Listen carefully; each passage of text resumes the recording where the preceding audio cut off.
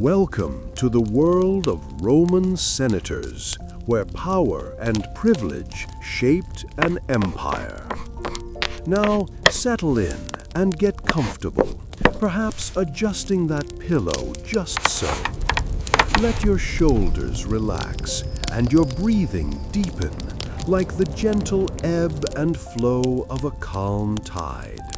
We're just going to drift along together for a little while. Where are you tuning in from tonight, and what time is it?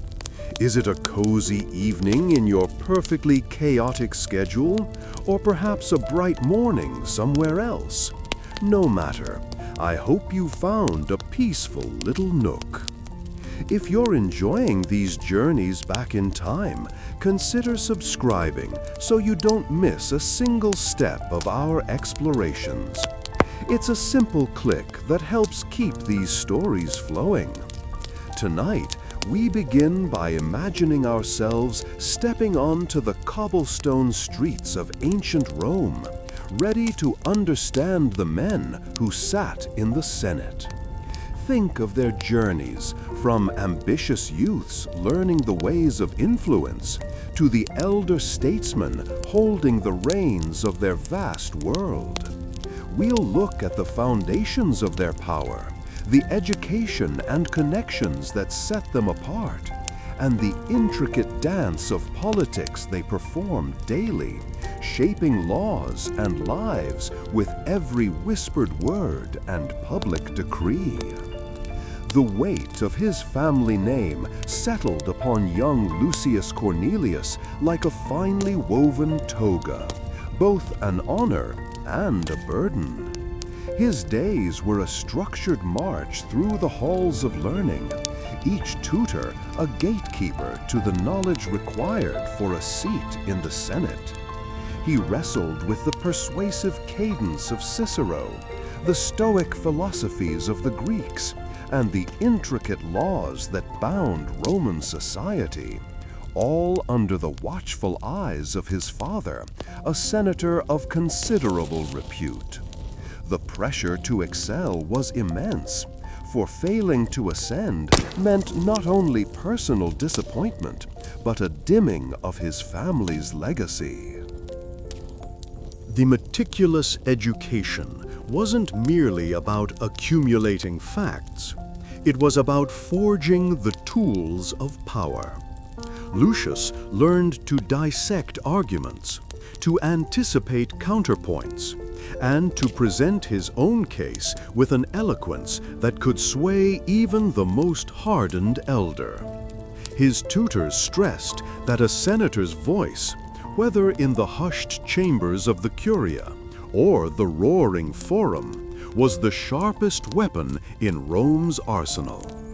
This relentless pursuit of rhetorical mastery was a constant negotiation with his own youthful exuberance, a channeling of raw ambition into disciplined discourse. This path was not taken in isolation, however.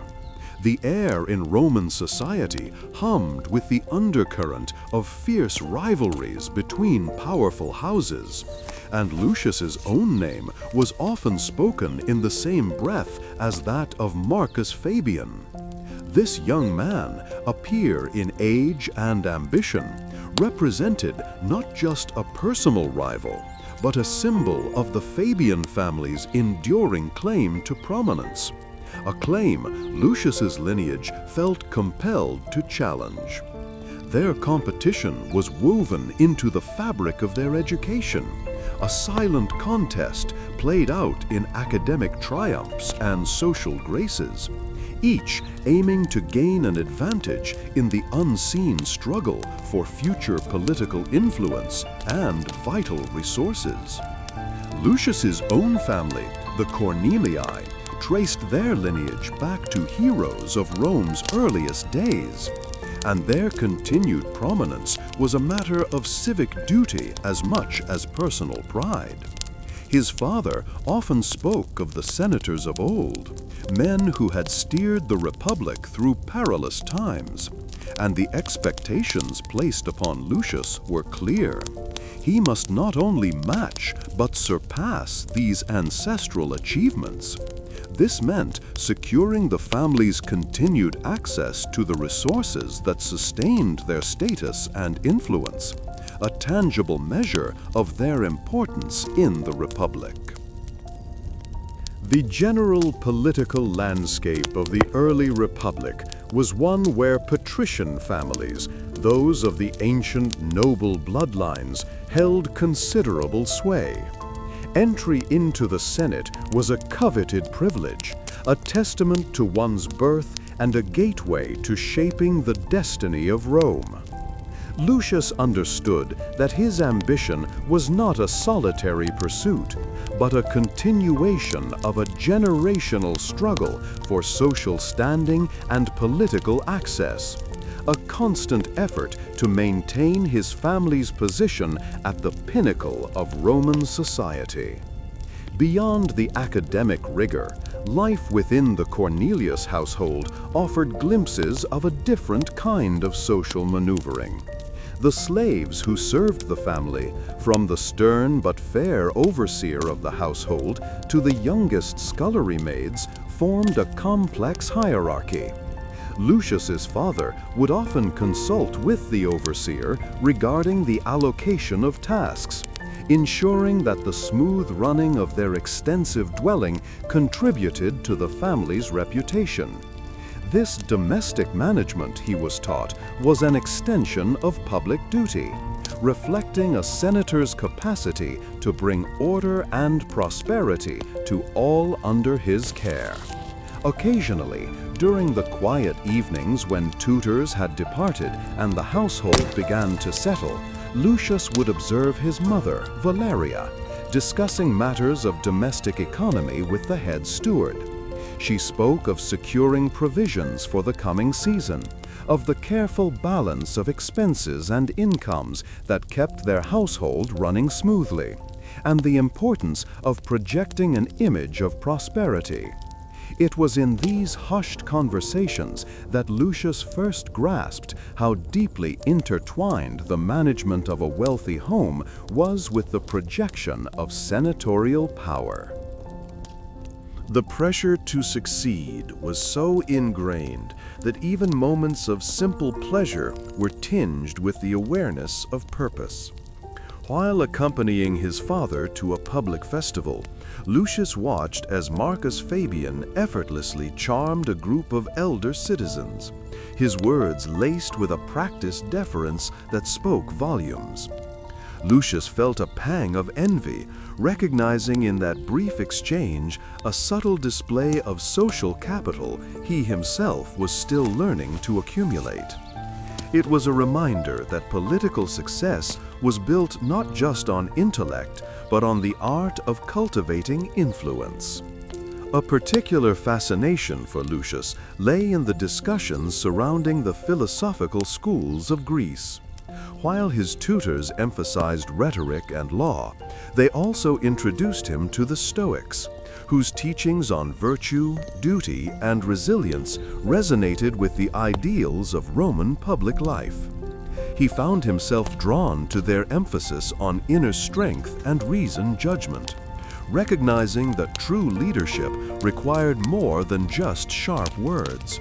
It demanded a profound understanding of oneself and one's place in the world, a lesson that would serve him well in the years to come. These philosophical discussions, however, were not always purely academic.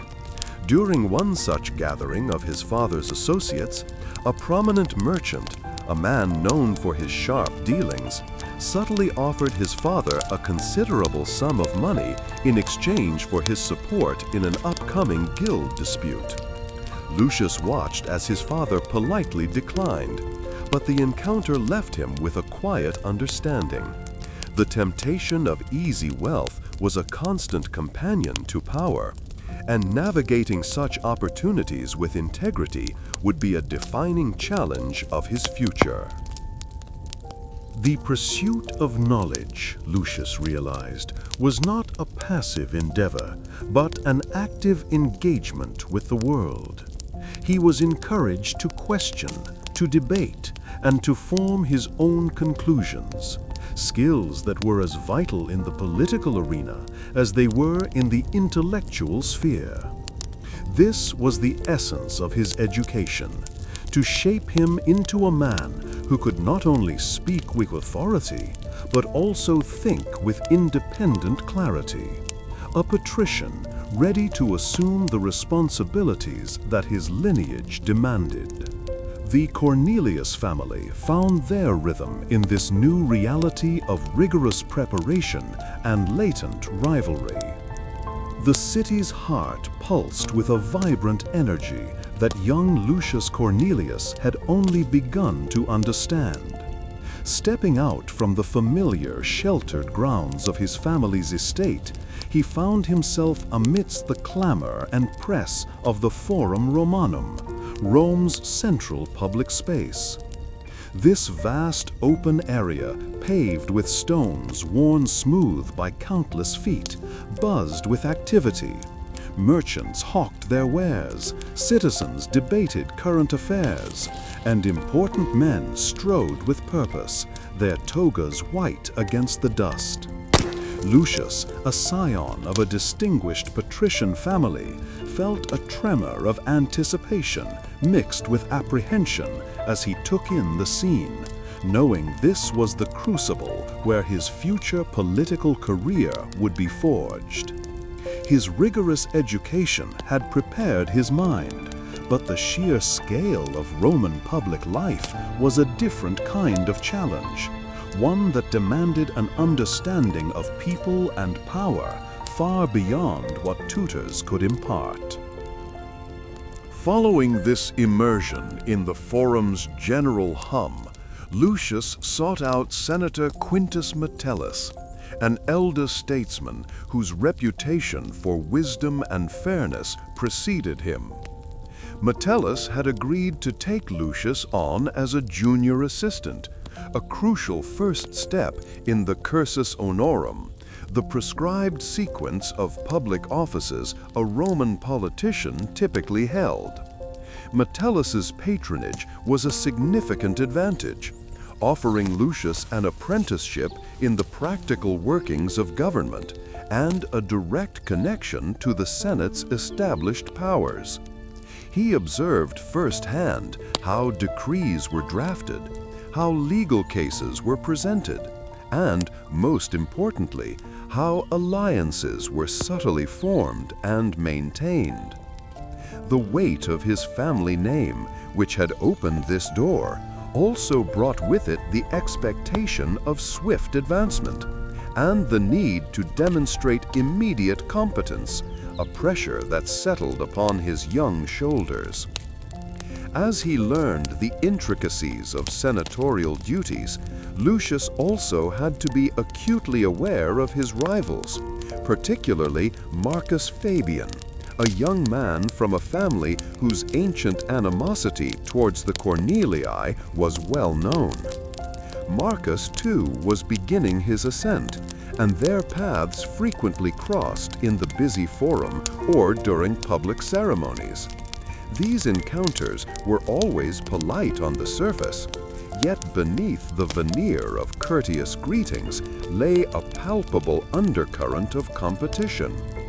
Lucius understood that every opportunity, every successful argument made before Senator Metellus, every favor granted, was a step that also placed him further ahead of Fabian, and that Marcus was equally determined to secure his own family's preeminence. This constant, unspoken rivalry spurred Lucius to greater diligence, knowing that his progress was measured not just by his own achievements, but by his ability to outmaneuver those who stood in his way. The challenge of establishing early influence within such a complex system became evident as Lucius observed the various factions within the Senate, each vying for authority and resources. He saw how senators formed bonds, not just through shared political goals, but through family ties and long-standing friendships that could sway votes on critical matters. Senator Metellus, recognizing Lucius's keen mind and his aptitude for understanding these subtle dynamics, began to entrust him with more significant tasks, such as gathering intelligence on the sentiments of different senatorial groups regarding a proposed tax reform. This required Lucius to engage in discreet conversations, to listen more than he spoke, and to discern the true motives behind carefully chosen words, a skill vital for anyone hoping to navigate the treacherous currents of Roman politics and secure his family's standing for generations to come. Navigating these early political waters often felt like threading a needle with a thick cord, requiring immense precision and an understanding of the human element behind every law and decree. Lucius found himself wrestling with how best to impress Senator Metellus, his patron, while also making his own presence known without appearing over-eager or presumptuous. Part of him yearned for the directness of his military training, where clear commands and decisive action yielded visible results.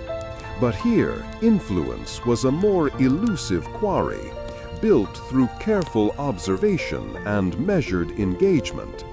He realized that authority in Rome was not merely granted, but painstakingly cultivated, a continuous effort of building trust and demonstrating worthiness through consistent action and thoughtful counsel, a truth that shaped his approach to every interaction. The weight of expectation pressed heavily upon Lucius as he considered the long path ahead, a path that his father and grandfather had trod before him. He knew that success in the Senate was not just about personal achievement, but about the perpetuation of his family's name and the security of their resources, which were intrinsically linked to their political standing. The competitive drive, sharpened by his rivalry with Marcus Fabian, was a constant companion, pushing him to refine his understanding of Roman law and the art of persuasive speech, for it was through these means that a senator could truly exert influence. He understood that his current apprenticeship was merely the first stage, a foundation upon which he must build a career that would not only bring honor to his name, but also secure his family's prosperity for the future. Such moments shaped the character of the early Republic's aspiring statesman. Young Lucius Cornelius stood at the edge of the Senate House, the weight of his family's name pressing upon his shoulders. He was a junior senator now, a fledgling statesman in the heart of Rome's power. The air within the Senate chamber was often filled with the murmur of voices, the rustle of togas, and the sharp scent of oil from the lamps that burned even in daylight. Today, however, a different kind of tension filled the space, a charged anticipation before his first significant public address. He felt a familiar nervousness prickle at his skin, a sensation he'd learned to manage since childhood, but this felt amplified as the fate of a legion and, more importantly, his own fledgling reputation hung in the balance. His task was to persuade his fellow senators to approve the deployment of the 10th Legion to the troublesome northern frontier, a land where skirmishes with Gallic tribes were becoming increasingly common. Days had been spent poring over old maps and military dispatches, his tutors drilling him on historical precedents and the fine points of Roman military strategy. He had spent hours refining his arguments, the rhythmic practice of his speech filling his private study, each word chosen with care. He remembered his father's advice. A senator's voice is his sharpest weapon. Wield it wisely, for it can build or shatter. This was his chance to prove his father's faith. As he prepared to enter the Curia, the very building where Rome's destiny was debated, he saw Marcus Fabian across the portico, his rival from a powerful family, engaged in a quiet, intense discussion with Senator Cato. Marcus offered a curt nod, a gesture that felt more like a challenge than a greeting. Lucius returned it, his mind already racing through the opening lines of his speech, the subtle ways he would counter any potential objections. He knew that Fabian's family held sway with a faction within the Senate, and their support, or lack thereof, could significantly influence the outcome of his proposal. This was not just about military strategy. It was a subtle battle for influence. Stepping into the Senate, Lucius felt a surge of energy from the gathered senators. Their togas, white and dignified, created a sea of anticipation.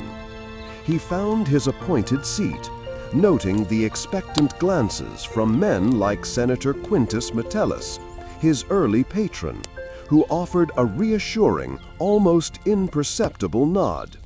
Metellus had guided him through the initial stages of his career, teaching him the unspoken rules of the Senate, the art of listening as much as speaking, and the importance of building consensus, even with those who held opposing views.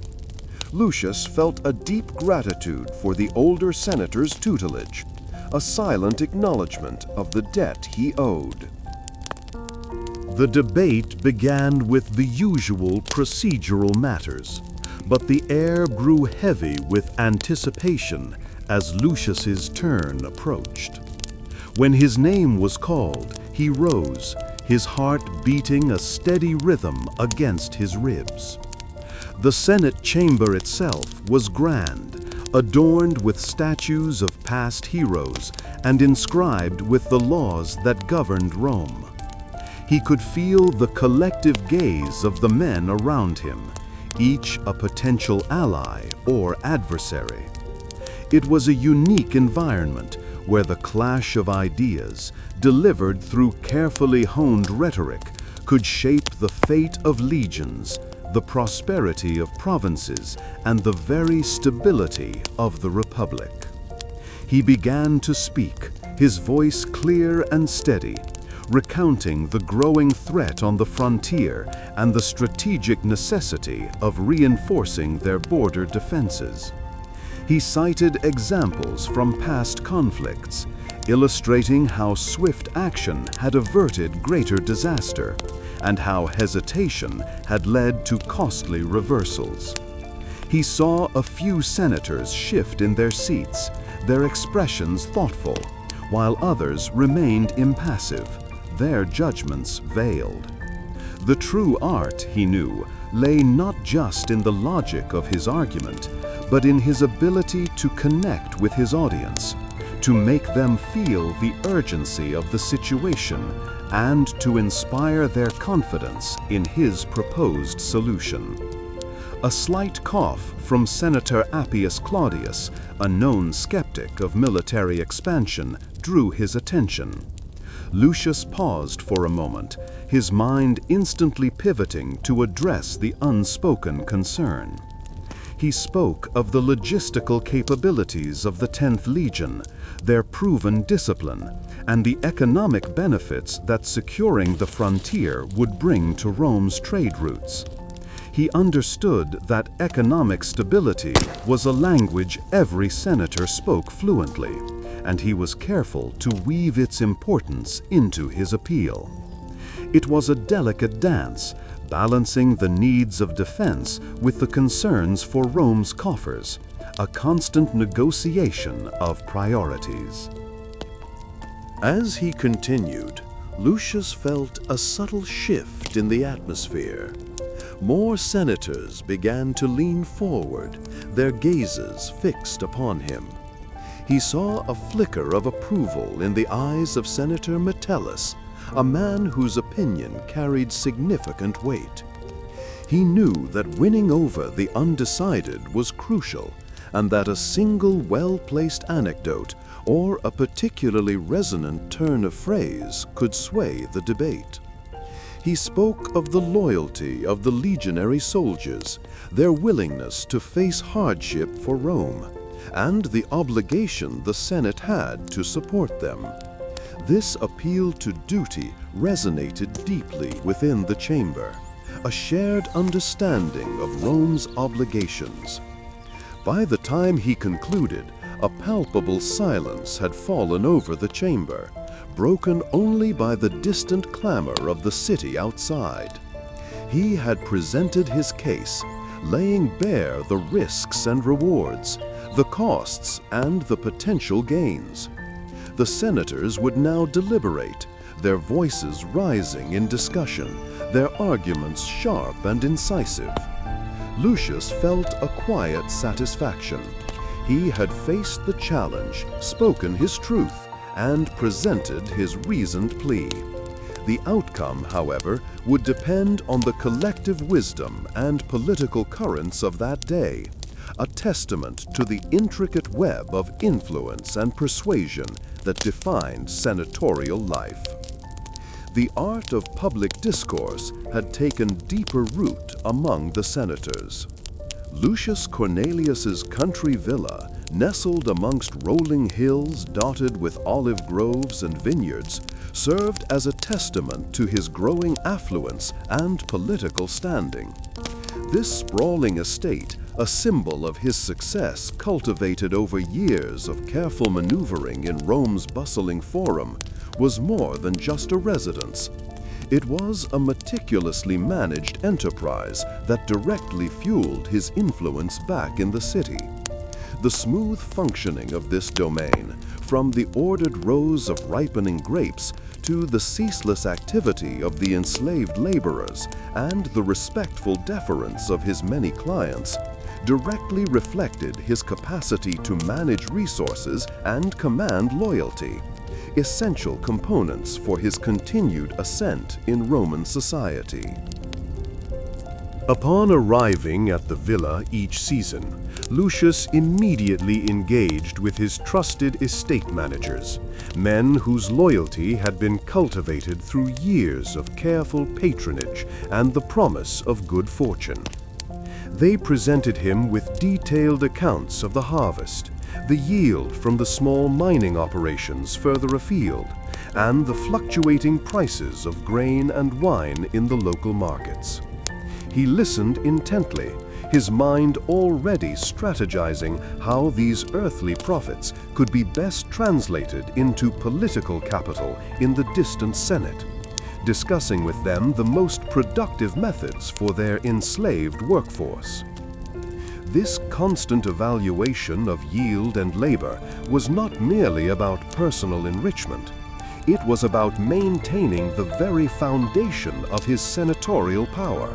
For without a robust economic base, his voice in Rome would carry little weight.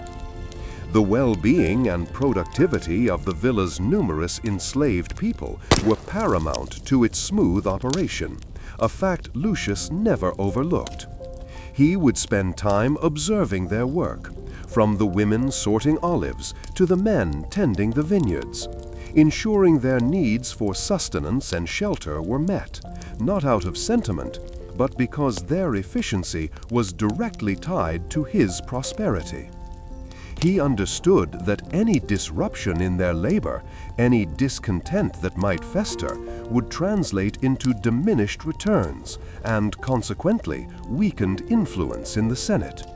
Therefore, the management of his household staff and dependents was as critical as any debate on the Senate floor, reflecting the hierarchical structure of Roman society and his position at its apex. Furthermore, the villa was a crucial hub for cultivating and solidifying his extensive patronage network. Clients, eager to secure the favor and protection of a senator as influential as Lucius, would arrive with humble offerings of local produce or simply with petitions for assistance. Lucius received them in the grand atrium, where the cool marble floors offered a respite from the warmth outside, and the intricately decorated walls spoke of his refined tastes. Through these gatherings, he dispensed advice, promised support, and forged deeper bonds, reinforcing the reciprocal obligations that defined Roman social and political life. The quality of the wine served, the richness of the fabrics adorning his seating, and the attentiveness of his personal attendants all contributed to the impression of power and generosity he wished to project. The reputation of his estate also extended to the quality of its goods, a matter of no small importance to Lucius. He took pride in the fact that his olive oil was sought after for its clarity and taste, and his wines were prized for their robust flavor. These products, often gifted to influential figures in Rome or sold at premium prices, were tangible markers of his success and his family's enduring prosperity. The careful cultivation of his lands and the diligent management of his enslaved laborers were thus inextricably linked to his public image, serving as a constant reminder to his peers of his competence and his substantial wealth, resources he could readily deploy to further his political ambitions. His interactions with other prominent families often occurred within the serene confines of his villa. Senators and their wives would visit, drawn by invitations to carefully orchestrated dinners and intellectual discussions, solidifying alliances through shared meals and conversation. These gatherings provided opportunities for Lucius to gauge the political climate, gather information, and subtly advance his agenda away from the public eye of the forum. The success of these social maneuvers, the warmth of the hospitality extended, and the lingering impressions of prosperity were all vital elements in the complex web of Roman politics, where personal relationships were as potent as any decree. The smooth operation of the villa also extended to the careful training of his sons, ensuring they understood the responsibilities that came with their privileged birth.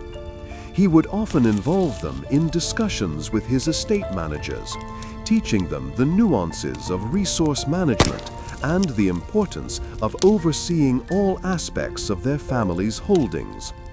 This practical education, a complement to their formal studies in rhetoric and law, was designed to instill in them the principles of stewardship and the understanding that their future influence in Rome would depend as much on their ability to manage wealth as it would on their oratorical skills. They learned that a well-ordered estate was the bedrock of a well-ordered political life. In essence, the senatorial villa was a microcosm of Roman power, a place where wealth was amassed, influence was cultivated, and the foundations of political authority were strengthened. Lucius Cornelius understood that the management of his estates, the loyalty of his dependents, and the social standing of his household were all interconnected threads in the tapestry of his power. Through these practices of domestic administration and the cultivation of patronage, the senatorial elite had adapted once more to maintaining their influence. The weight of public duty often pressed heavily upon Lucius Cornelius, yet his private hours offered a different kind of engagement, one that sharpened his mind and soothed his soul. Rome in the late Republic teemed with intellectual currents, a vibrant exchange of ideas flowing from the Greek philosophers whose works were increasingly translated and discussed. Lucius found particular solace in the teachings of Stoicism, a philosophy that championed virtue, reason, and acceptance of fate, which he encountered through lively discussions with his learned friend, Senator Servius Galba, in the shade of a colonnade overlooking a quiet garden. These meetings were not merely social occasions. They were rigorous intellectual sparring, where complex ideas about duty, the nature of the universe, and the ideal life were debated with fervent intensity, a welcome respite from the often unpleasant realities of the forum. Indeed, the emphasis on intellectual cultivation among the senatorial class served as a crucial marker of status and refinement, distinguishing them from less educated factions. Lucius actively patronized poets and artists, understanding that such support not only enriched Roman culture, but also reflected well upon his own discernment and generosity. He hosted soirees where philosophers and poets would read their latest works, their verses often subtly praising the patrons who supported them, a common practice that benefited both the creator and the benefactor. The intellectual discourse of these gatherings provided a different kind of power, one that shaped opinions and ideas, offering a subtler yet pervasive influence that complemented his more public pronouncements. This pursuit of knowledge and appreciation for the arts formed a vital part of the senatorial identity, demonstrating a refinement that set them apart. However, this refined world was not entirely removed from the world of compromise and potential transgression. During one such gathering, where a respected but financially strained jurist was present, a conversation arose concerning an upcoming legal case with significant implications for a wealthy merchant family. The jurist, through carefully worded allusions and sidelong glances, indicated that a substantial donation to a public library, managed by senators, could greatly aid his own research and, by extension, influence his interpretation of legal precedents. Lucius found himself wrestling with this proposition. The opportunity to further his intellectual pursuits and bolster his public image through such a donation was tempting. Yet the knowledge that this wealth was being offered in exchange for a potentially biased legal opinion presented a clear moral quandary. The jurist's subtle offer was a quiet challenge to Lucius's carefully cultivated integrity. He recognized the ease with which such arrangements could become commonplace, a creeping corruption that began with seemingly small exchanges. This temptation, presented not as a crude bribe, but as a sophisticated arrangement intertwined with intellectual patronage, highlighted the complex moral landscape senators navigated. To accept would mean using his intellectual network for personal gain, a betrayal of the very principles of reason and justice he admired in Stoic thought. Yet, the practical realities of maintaining his influence and supporting the arts in Rome meant that financial resources, however acquired, were essential for his continued effectiveness and his family's standing. The ease with which wealth could be gained through less honorable means was a subtle yet persistent temptation, a stark contrast to the disciplined life Stoicism advocated. Lucius recollected how, in earlier years, the pursuit of honor had been a more straightforward endeavor. But now, with power firmly established, the allure of comfortable financial dealings began to surface. The jurist's request was merely one instance, but it represented a larger pattern: the potential for intellectual pursuits to become entangled with the acquisition of illicit gains. This presented a dilemma not just for him, but for many senators who found their intellectual passions and their political ambitions inextricably linked to financial considerations. This situation underscored a broader societal dynamic, where the lines between patronage, intellectual pursuit, and outright corruption could easily blur for those in positions of influence.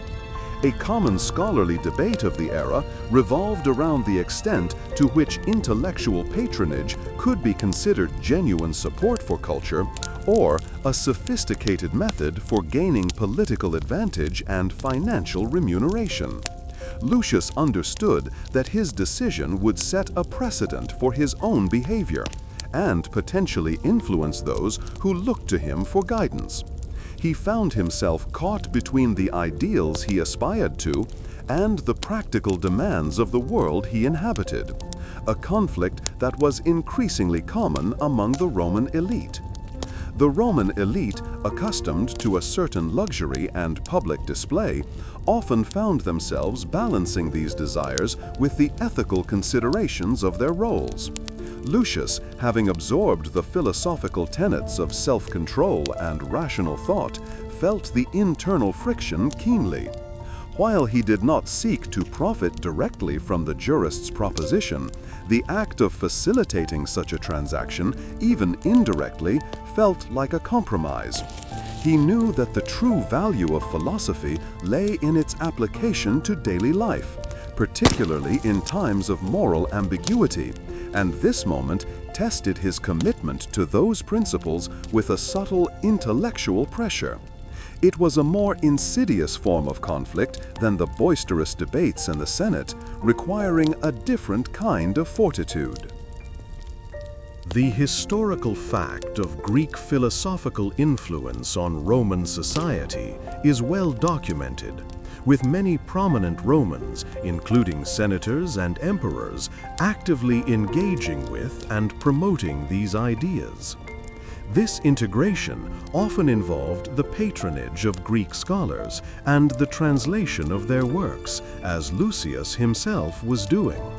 The unusual detail here lay in the subtle manner of the proposed exchange, where intellectual discourse was used as a veiled conduit for financial gain, a testament to the sophisticated ways in which Roman society negotiated its values and ambitions.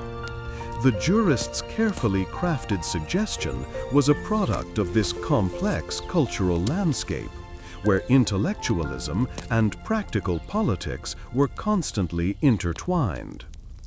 Lucius contemplated the potential repercussions should his involvement in such a transaction become known. Even if the donation to the library was publicly acknowledged, the underlying implication of influencing a judicial decision for financial gain could tarnish his reputation. He recalled the whispers that followed Senator Decimus Brutus after his involvement in a similar, though more blatant affair, which had significantly curtailed his influence in the Senate. The fragility of public perception was a constant concern, and any hint of impropriety, however artfully disguised, could undermine years of diligent work and careful cultivation of alliances. This risk, coupled with his philosophical convictions, weighed heavily on his mind. The dilemma was not about avoiding personal enrichment, but about preserving the integrity of both his intellectual pursuits and his public service. He understood that true wisdom, as espoused by the Stoics, involved acting in accordance with nature and reason, and using wealth for noble purposes, not for manipulating justice.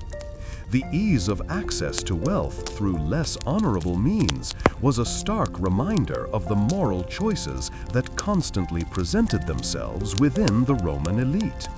He could, with a simple nod, secure further resources for his scholarly interests, but at what cost to his inner conviction and his standing among those who valued rectitude above all else? This quiet internal struggle was as demanding as any public challenge. In the end, Lucius Cornelius politely demurred, excusing himself from the conversation and offering a general statement about the importance of maintaining the unimpeachable integrity of the legal process, even in the face of pressing financial needs. He left the gathering with a sense of quiet resolve, acknowledging that while the temptations of wealth and influence were ever present, his commitment to his philosophical ideals provided a necessary compass. This moment, though private, marked a personal triumph in navigating the moral complexities that characterized the lives of Rome's powerful men. The pursuit of intellectual enlightenment was a noble endeavor, but it demanded that it remain untainted by the shadow of avarice or compromise. This period of philosophical exploration and quiet moral reckoning left its mark on those who sought to live by such principles. Titus, a freedman whose days in the sun-drenched slave markets had left his skin a permanent bronze, found himself walking with a carefully measured pace towards the sprawling villa of Senator Lucius Cornelius. His worn tunic, though clean, felt a stark contrast to the fine linen he imagined the senator favored.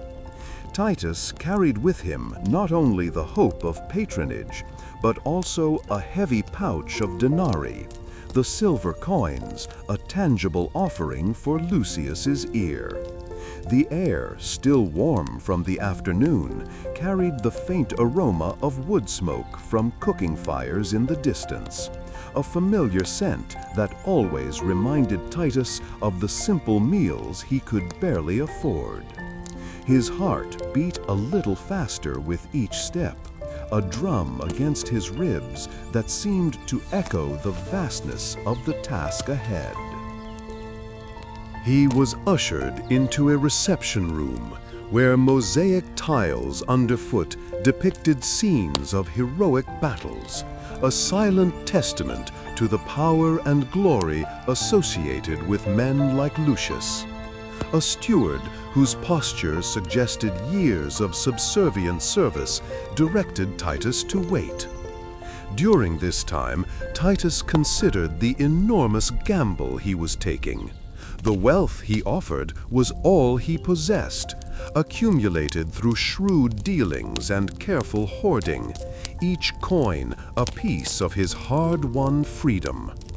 He knew that the Republic, even in its late days, was a place where such gifts, offered with the right intentions, could unlock doors that remained firmly shut to most. This system of favors and financial inducements was not merely a practice, but a vital current running through Roman society, determining who rose and who remained mired in obscurity.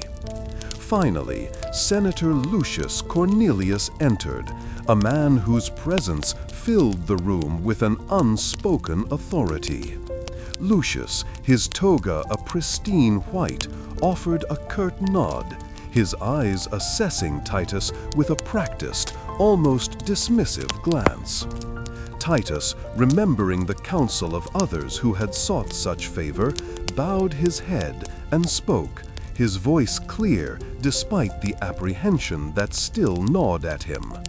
He explained his ambition to establish a profitable import business for Eastern spices, a trade he believed was ripe for expansion. And then, with a deep breath, he presented the pouch of coins, explaining it as a token of his earnest desire for the senator's guidance and protection. Lucius took the pouch, his fingers testing the weight of the silver within. He did not count it, nor did he make any immediate commitment, but a subtle shift in his expression, a slight narrowing of his gaze, told Titus that his offering had been received. This unspoken exchange, this silent understanding of mutual benefit, was the very currency of power in Rome. Lucius began to speak of the labyrinthine regulations governing trade and the importance of official endorsements, his words carefully chosen to illustrate the necessity of his intervention. He painted a picture of the hurdles Titus would face, subtly emphasizing his own unique ability to clear them. "The Republic," Lucius stated, his voice resonating with the confidence of command, "requires order. Order requires strong guiding hands. Those who contribute to the stability and prosperity of Rome through their endeavors, and who understand the value of judicious support, find their path smoothed." He paused, letting his words sink in, the implication clear. Titus's business venture would contribute to Rome's prosperity, and his judicious support for Lucius would ensure that contribution was recognized and facilitated rather than obstructed. This was the subtle dance of corruption, where ambition met influence and necessity was cloaked in the language of civic duty. The senator then elaborated on the specific advantages he could offer, hinting at favorable tax assessments and protection from rival merchants who might try to exploit loopholes. He spoke of provincial governors who could be persuaded to grant access to valuable trade routes, and of legal processes that could be expedited or, if necessary, complicated for competitors. Titus listened intently, his mind racing to grasp the full scope of Lucius's willingness to engage in such machinations. He understood that he was not merely buying a permit, but investing in a network of influence that could shape his destiny, a network built on the carefully cultivated complicity of men like Lucius. As Titus prepared to depart, Lucius summoned a trusted freedman, the senator's own freedman, to accompany Titus. This man, seasoned in the discreet handling of such transactions, would guide Titus through the necessary steps to ensure the smooth transfer of goods and the avoidance of any unwanted scrutiny. It was a further illustration of how patronage extended beyond mere promises, manifesting intangible assistance that underscored the senator's reach and the tangible benefits of his patronage. The senator's eyes met Titus's one last time, a silent acknowledgement of the pact that had just been forged. Titus walked away from the villa. The weight in his pouch now shifted, but his mind felt heavier, burdened by the knowledge of the price he had paid and the path he had chosen.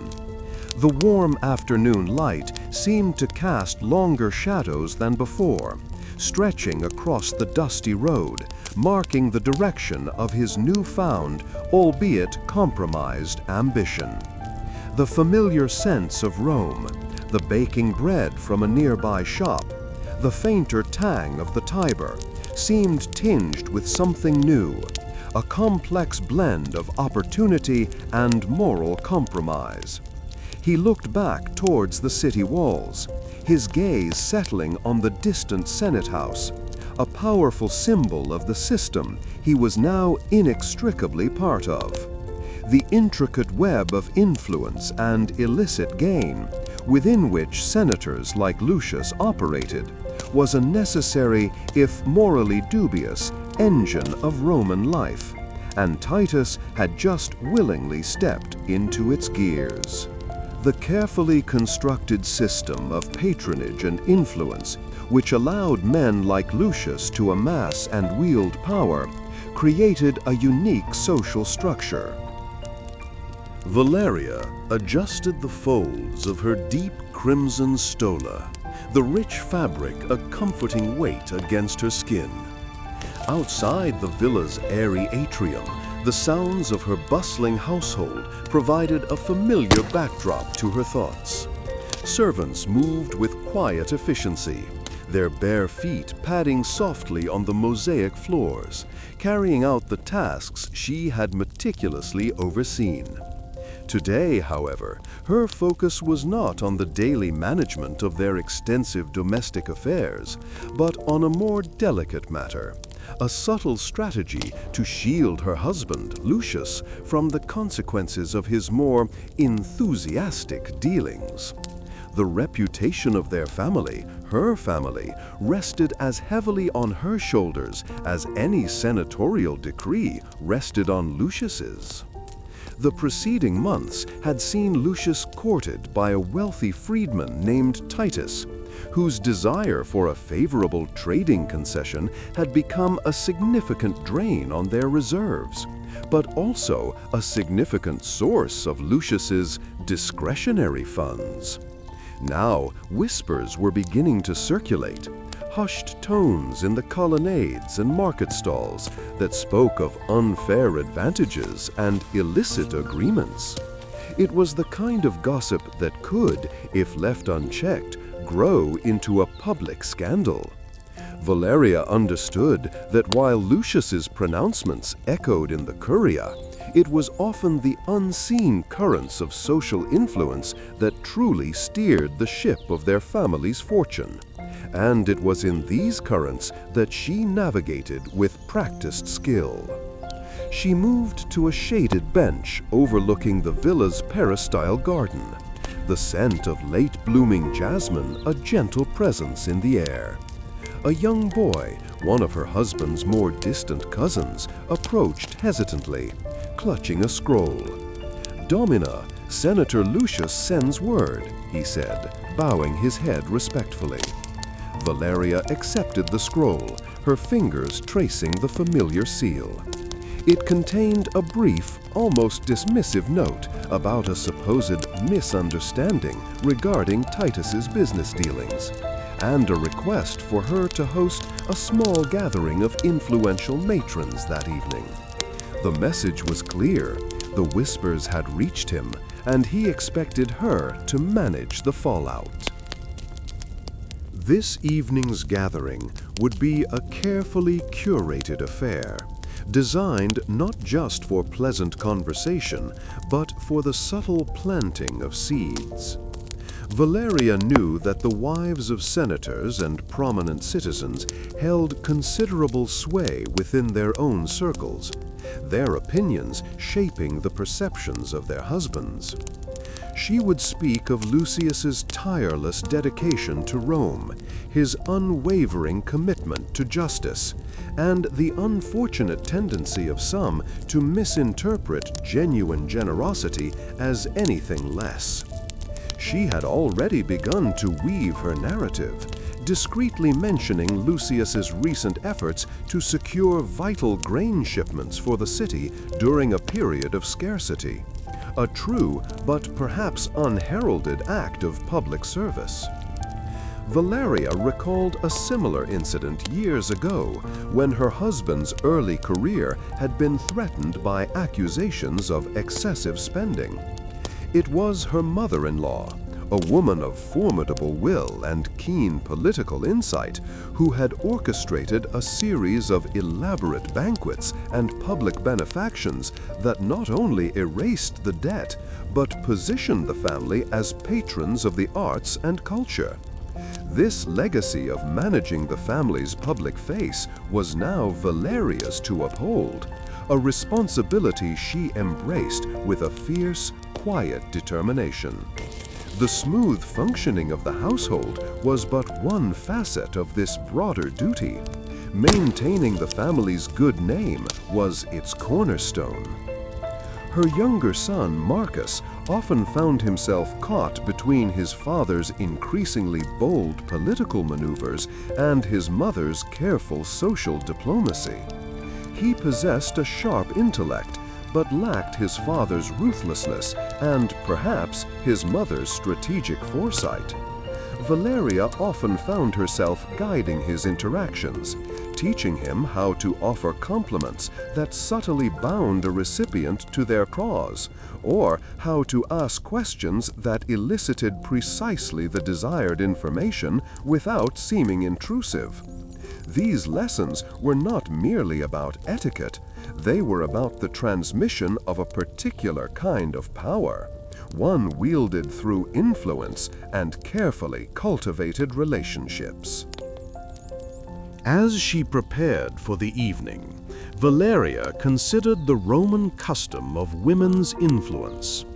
While barred from the Senate floor, Roman women of status were often instrumental in forming alliances through marriage, managing family estates, and advising their husbands. Their presence at social events, their patronage of artists and writers, and their management of religious observances all contributed to the family's standing and, by extension, the senator's political capital. It was a complex dance, requiring a keen understanding of social hierarchies and the unwritten rules of Roman society. The villa's courtyard was soon abuzz with activity as guests began to arrive. Servants offered spiced wine and dates, the sweet, sticky fruit a familiar offering. Valeria greeted each guest with a warm smile and a few carefully chosen words, ushering them towards the shaded seating areas. She noticed Quintia, the wife of Senator Metellus, arriving with her entourage. Metellus had been a key mentor to Lucius in his early career, and maintaining that connection was paramount. Valeria made a point of engaging Quintia in conversation, praising Metellus's recent speech regarding provincial trade routes, a topic of particular interest to her own family's estates. As the evening progressed, Valeria steered the conversation towards the perceived fairness of Roman governance. She spoke of the emperor's wisdom in appointing capable men to manage distant provinces, men who understood the needs of both Rome and its territories. She subtly contrasted this with the disruptive voices that sought to sow discord, hinting that such individuals often acted out of self-interest rather than any genuine concern for the public good. Her words were delivered with a gentle tone, yet carried the weight of implied authority, a well-practiced art of persuasion honed over years of delicate social maneuvering. One of the attendees, a senator's wife named Livia, who had always been a vocal critic of Lucius's more opportunistic ventures, seemed particularly resistant to Valeria's influence. Livia spoke loudly about the importance of transparent dealings, her eyes fixed meaningfully on Valeria.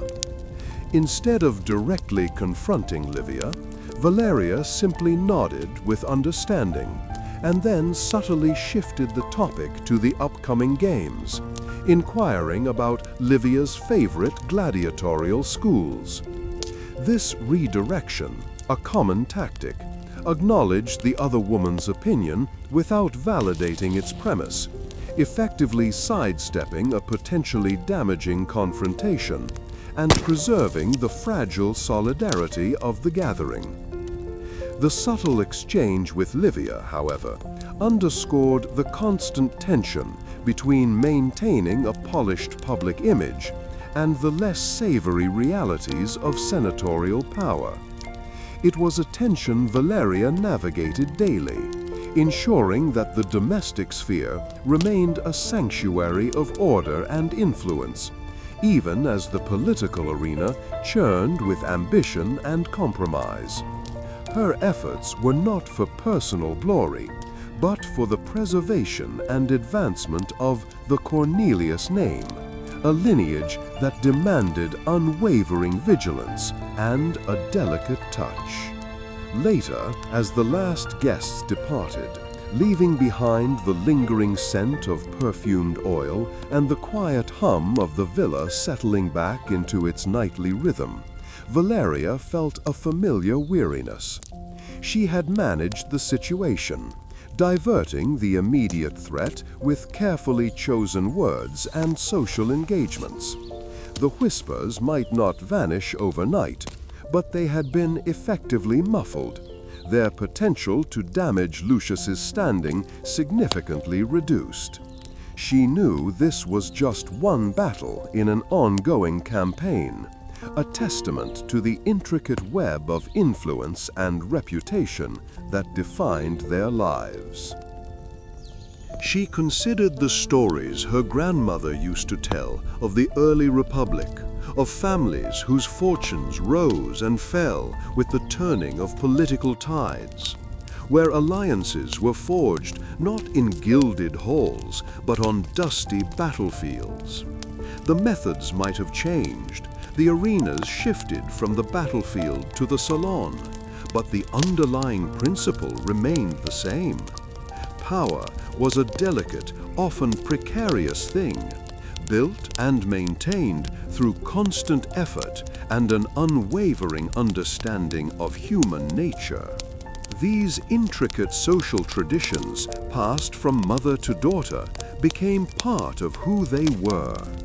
When news arrived of his appointment as governor of a prosperous province in Asia Minor, Lucius Cornelius felt a familiar surge of ambition, tempered by the knowledge of the immense responsibilities that lay ahead.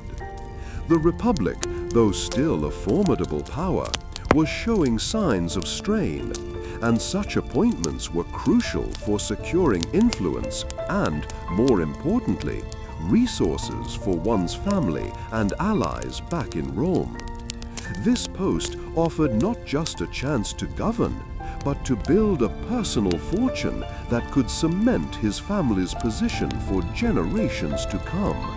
A stark contrast to the subtle manipulations of Roman politics he had grown accustomed to. He prepared for the journey, assembling a retinue of trusted advisors and skilled administrators, each chosen for their loyalty and expertise in managing distant territories. The long voyage across the sea was a study in contrasts, from the bustling ports of Italy to the quieter, more exotic shores of the East, where the air grew warmer and carried the scent of unfamiliar spices. Upon arrival, Lucius was greeted not with the measured debates of the Senate, but with the deference of local officials, a reminder of the absolute power he now wielded in this distant territory. The provincial capital, a city of marble and bustling markets, presented a complex tapestry of Roman and local customs, where Roman law and tradition intertwined with ancient ways of life. He immediately began to familiarize himself with the existing administrative structures, including the intricate system of tax collection that formed the economic backbone of the province and, by extension, his own burgeoning wealth. Lucius understood that true power in a province stemmed from more than just decree. It required the management of people and resources with a keen eye for both profit and stability, a lesson learned from his father's own extensive estates. He spent his initial days meeting with the provincial treasury officials, poring over records of tribute, customs duties, and land rents, and his mind swiftly calculated the potential for increased revenue. These discussions were not merely about numbers. They involved understanding the local economy, the capacity of the land, and the willingness of the populace to pay. His decisions here would directly impact Rome's coffers, but even more so, his own personal wealth and the resources he could allocate to his patrons. Furthermore, Lucius began to assess the disposition of the local legions stationed within the province, recognizing their importance in maintaining order and projecting Roman authority. He held audiences with their commanders, listening to reports on border security, potential threats from neighboring tribes, and the general morale of the soldiers. The loyalty of these troops was paramount, as a disaffected army could quickly turn a prosperous province into a volatile one, jeopardizing both his position and his aspirations for future advancements in Rome. He offered assurances of adequate supplies and fair treatment, understanding that a well-fed and respected army was a far more reliable instrument of his will. However, the opportunities for personal enrichment were abundant and often presented themselves in ways that blurred the lines of ethical governance, a challenge he had only glimpsed in the more overt corruption he had witnessed back in Rome. Local merchants, eager to secure favorable trading terms or avoid burdensome taxes, approached him with lavish gifts and tempting offers, a practice that had become commonplace for provincial governors seeking to augment their fortunes. Lucius found himself contemplating the balance between what was expected and what was just, aware that an overly rapacious approach could incite unrest, yet mindful of the financial needs of his family and the political debts he owed. The governor's residence, a grand villa overlooking the city, became the center of his operations, and the smooth functioning of this household was a testament to his ability to manage even his personal affairs effectively. He directed the estate managers to ensure the finest produce from the surrounding lands was prepared for his table and for the dignitaries he would host, understanding that hospitality was a vital tool in maintaining influence. These gatherings were not merely social events. They were opportunities to solidify alliances with local elites, gather intelligence about the province, and subtly remind those present of the immense power he represented.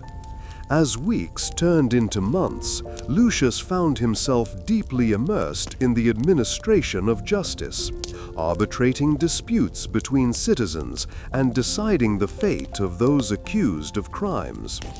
He presided over court sessions where Roman citizens and provincial subjects alike sought his judgment, and the weight of his decisions was palpable. He learned to navigate the complexities of provincial law, which often differed in subtle ways from Roman jurisprudence, and he made rulings that, while upholding Roman order, also carefully considered the economic consequences for the province and the potential impact on his own standing. The potential for unrest was never far from his thoughts, and Lucius received reports of simmering discontent in the northern territories, where a charismatic local leader was reportedly stirring opposition to Roman rule. This posed a direct threat to the stability of the province and, by extension, the flow of wealth that he so carefully managed. He began to consider how best to address this burgeoning rebellion, weighing the merits of a swift, decisive military action against a more diplomatic approach that might quell the dissent without the significant financial and human cost of a prolonged campaign.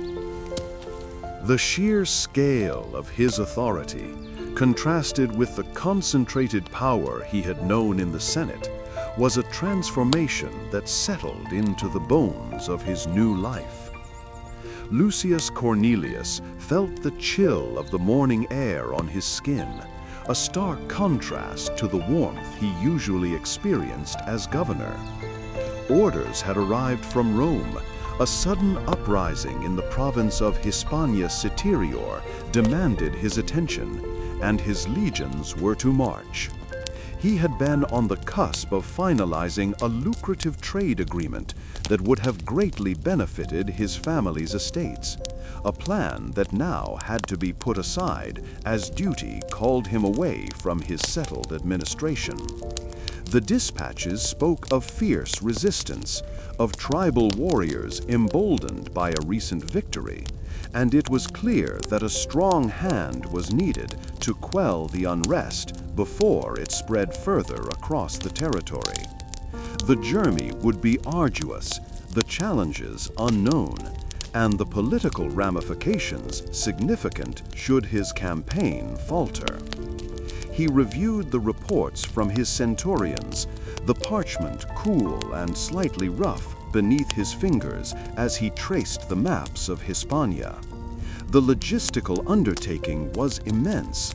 Thousands of men, horses, and supplies needed to be coordinated for a swift deployment across the sea and then overland. He understood that military success was a currency more valuable than any provincial tax revenue back in Rome. A triumph here, a decisive victory, would bolster his standing in the Senate and potentially open doors to even greater influence under the emperor's watchful eye. However, the reports also detailed the ferocity of the local tribes, their knowledge of the rugged terrain, and their desperate resolve, all of which presented a daunting tactical puzzle. The weight of command settled upon him as he addressed his officers. He spoke of Rome's might, of the glory that awaited those who served her faithfully, and of the necessity of swift action to restore order.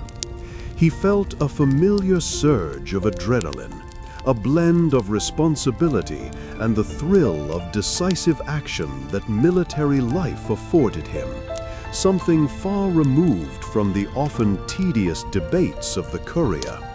His men looked to him for strength and direction, their trust a palpable force in the gathering dawn.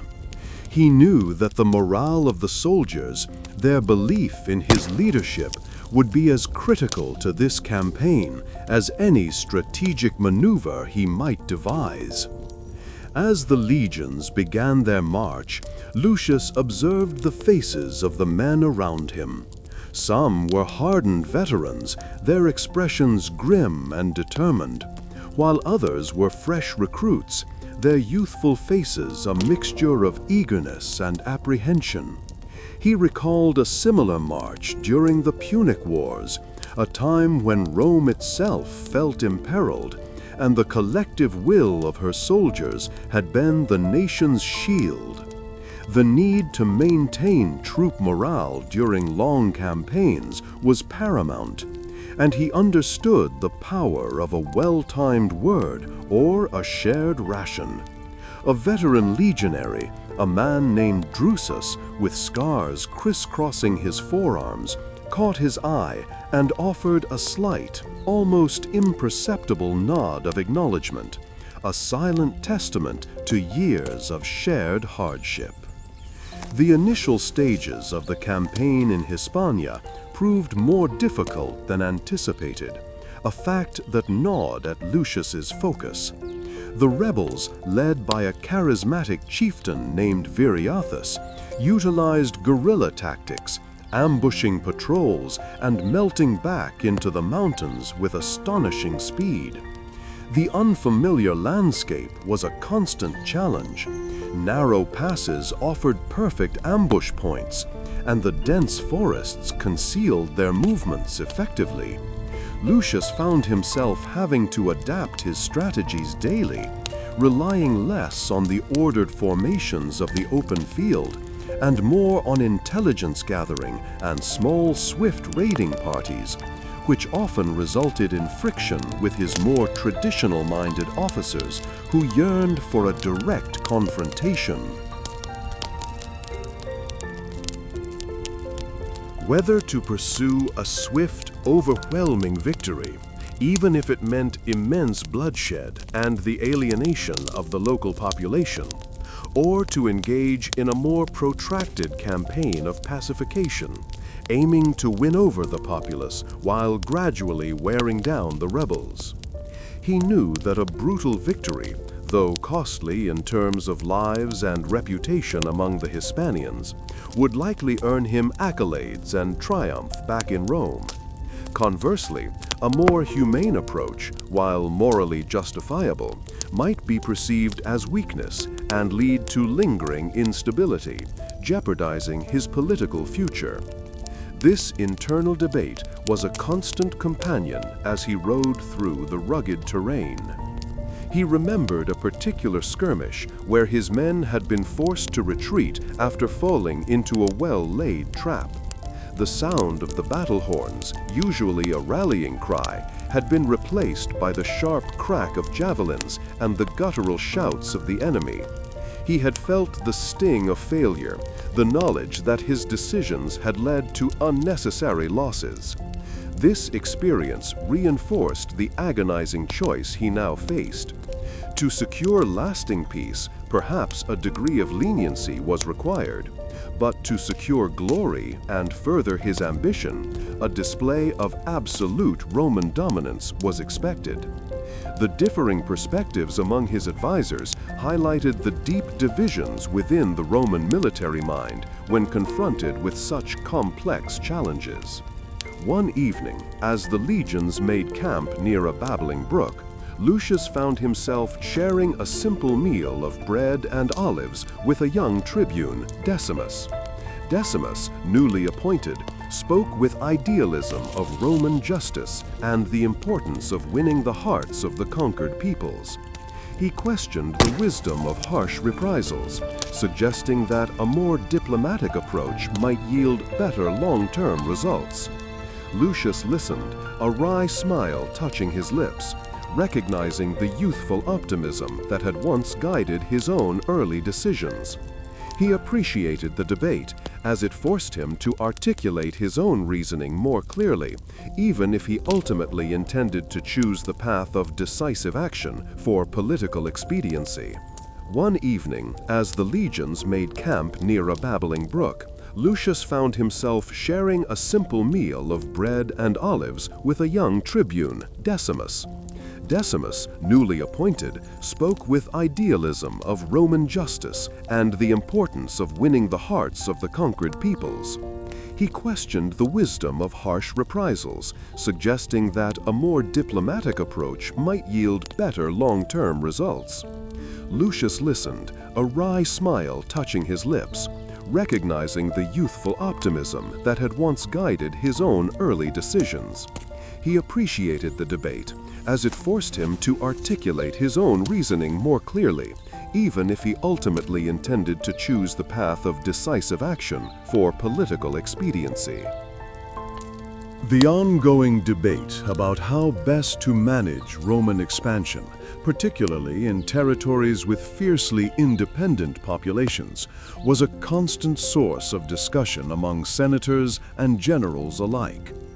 Some argued for assimilation through cultural imposition and decisive military force, believing that a unified Roman identity was paramount. Others, however, advocated for a more nuanced approach, respecting local customs and traditions to foster loyalty and minimize the need for constant military intervention. This tension between forceful imposition and pragmatic adaptation was a recurring theme throughout Rome's history, shaping its interactions with diverse peoples across its vast dominion. Such considerations would define his command in Hispania for years to come. The great halls of Roman power, once resonating with the unwavering authority of the Senate, now echoed with the cacophony of shifting allegiances and uncertain futures. Lucius Cornelius, his face etched with the lines of countless campaigns and political battles, found the familiar currents of the Curia swirling with an unsettling new intensity.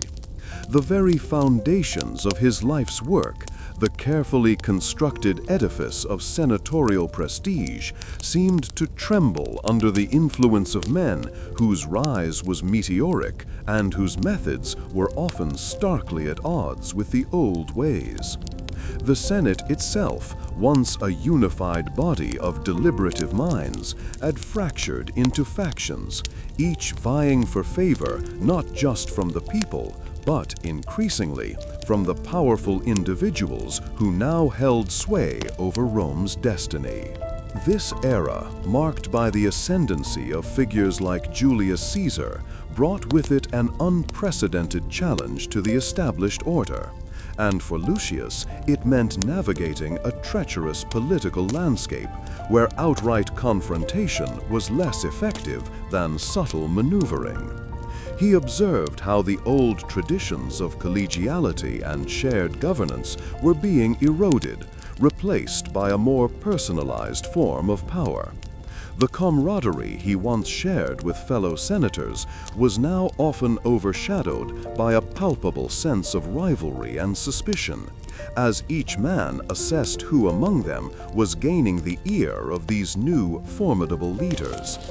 The very air in the Senate chamber seemed charged with a different kind of tension, one born not of reasoned debate, but of calculated ambition and the unspoken threat of reprisal for those who found themselves on the wrong side of power.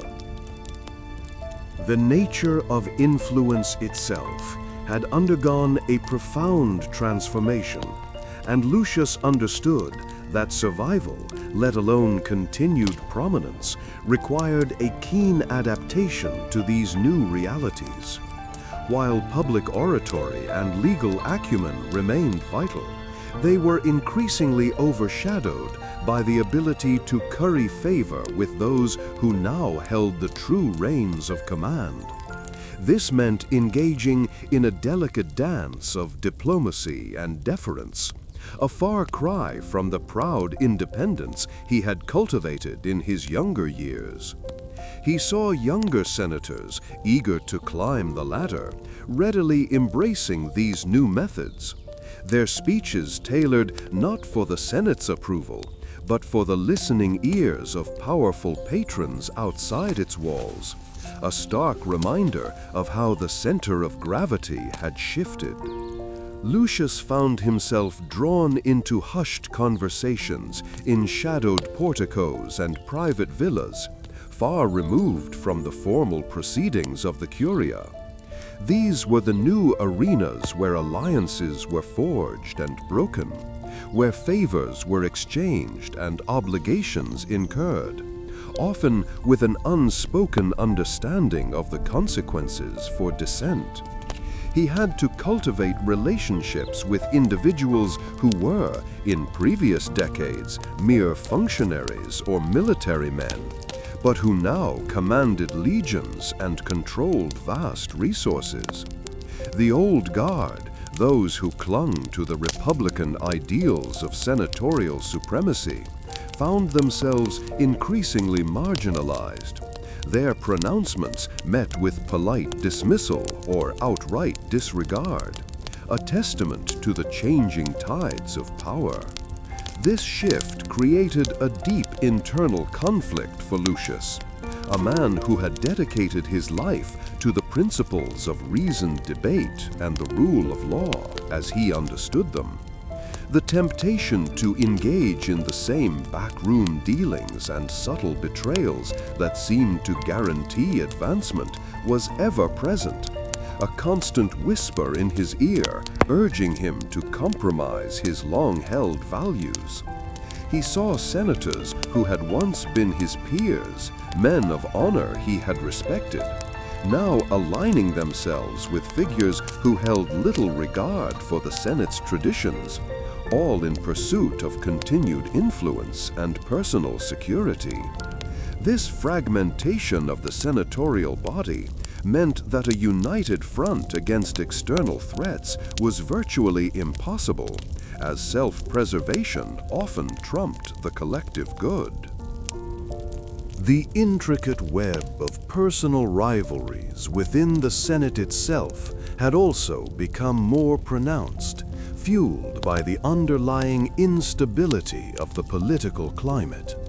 Senators who had once been allies found themselves pitted against each other, their ambitions clashing as they sought to capitalize on the new power structures.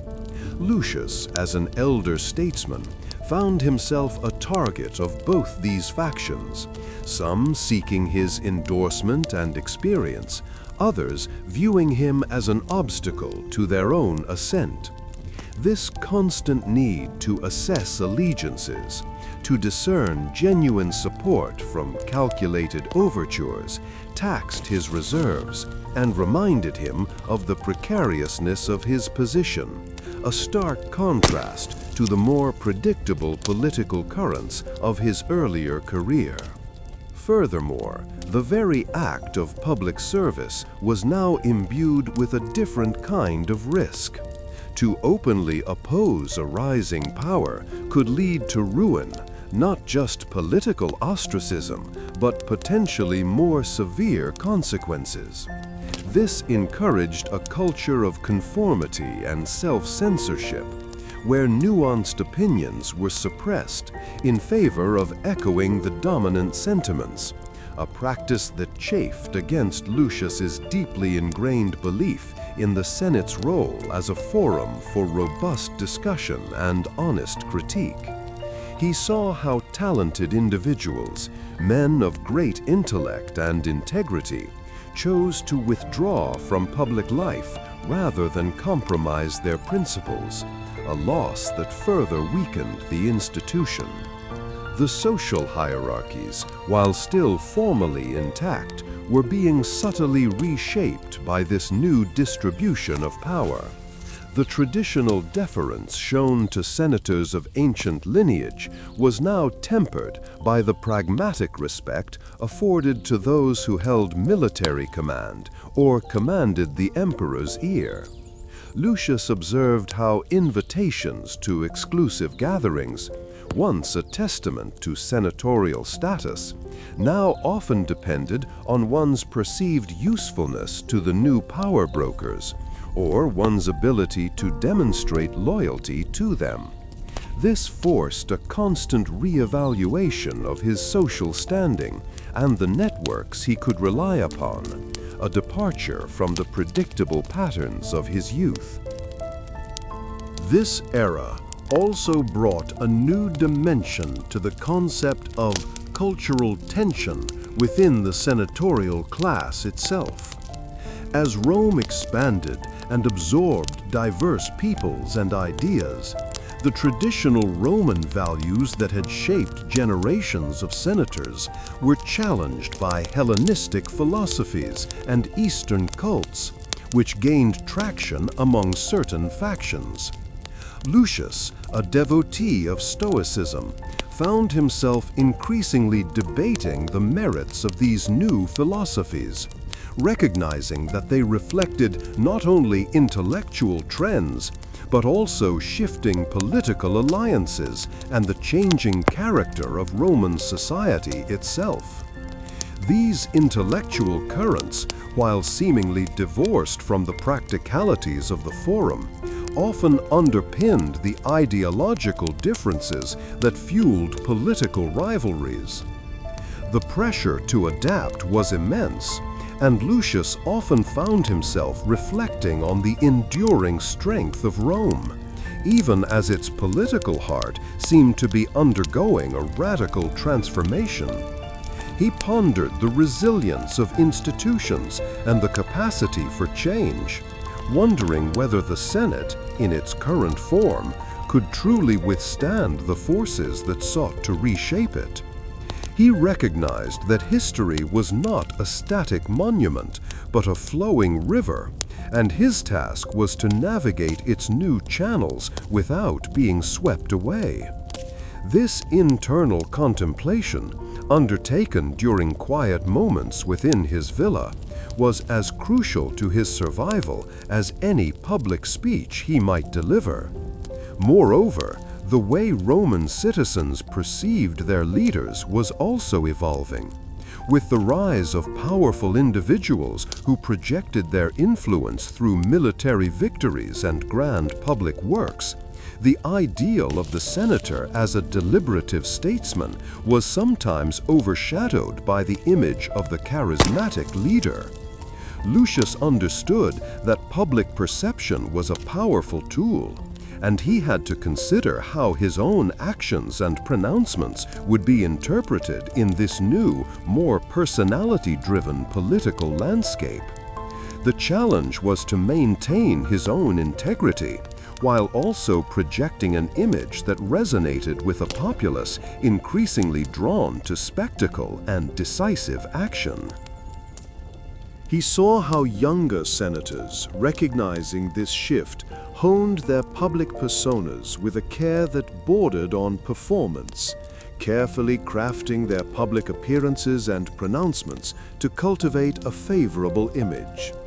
This contrasted sharply with the more restrained and dignified demeanor that had been expected of senators in earlier times. Lucius, while understanding the necessity of adapting, felt a certain melancholy for the loss of the gravicraft, the gravitas that had once been the hallmark of his class, now seemingly replaced by a more superficial display of influence. This created a subtle disconnect, a feeling that the old guard was speaking a language that fewer and fewer people understood. The constant need to manage his public image and navigate these shifting alliances meant that Lucius's days were filled with a complex interplay of intellectual engagement, social obligations, and a keen awareness of the political currents swirling around him. He had to be a scholar, a diplomat, a strategist, and a performer, all while attempting to uphold the dignity of his office and the legacy of his family. The very fabric of Roman political life had become more intricate, demanding a level of adaptability and foresight that tested even the most seasoned of statesmen.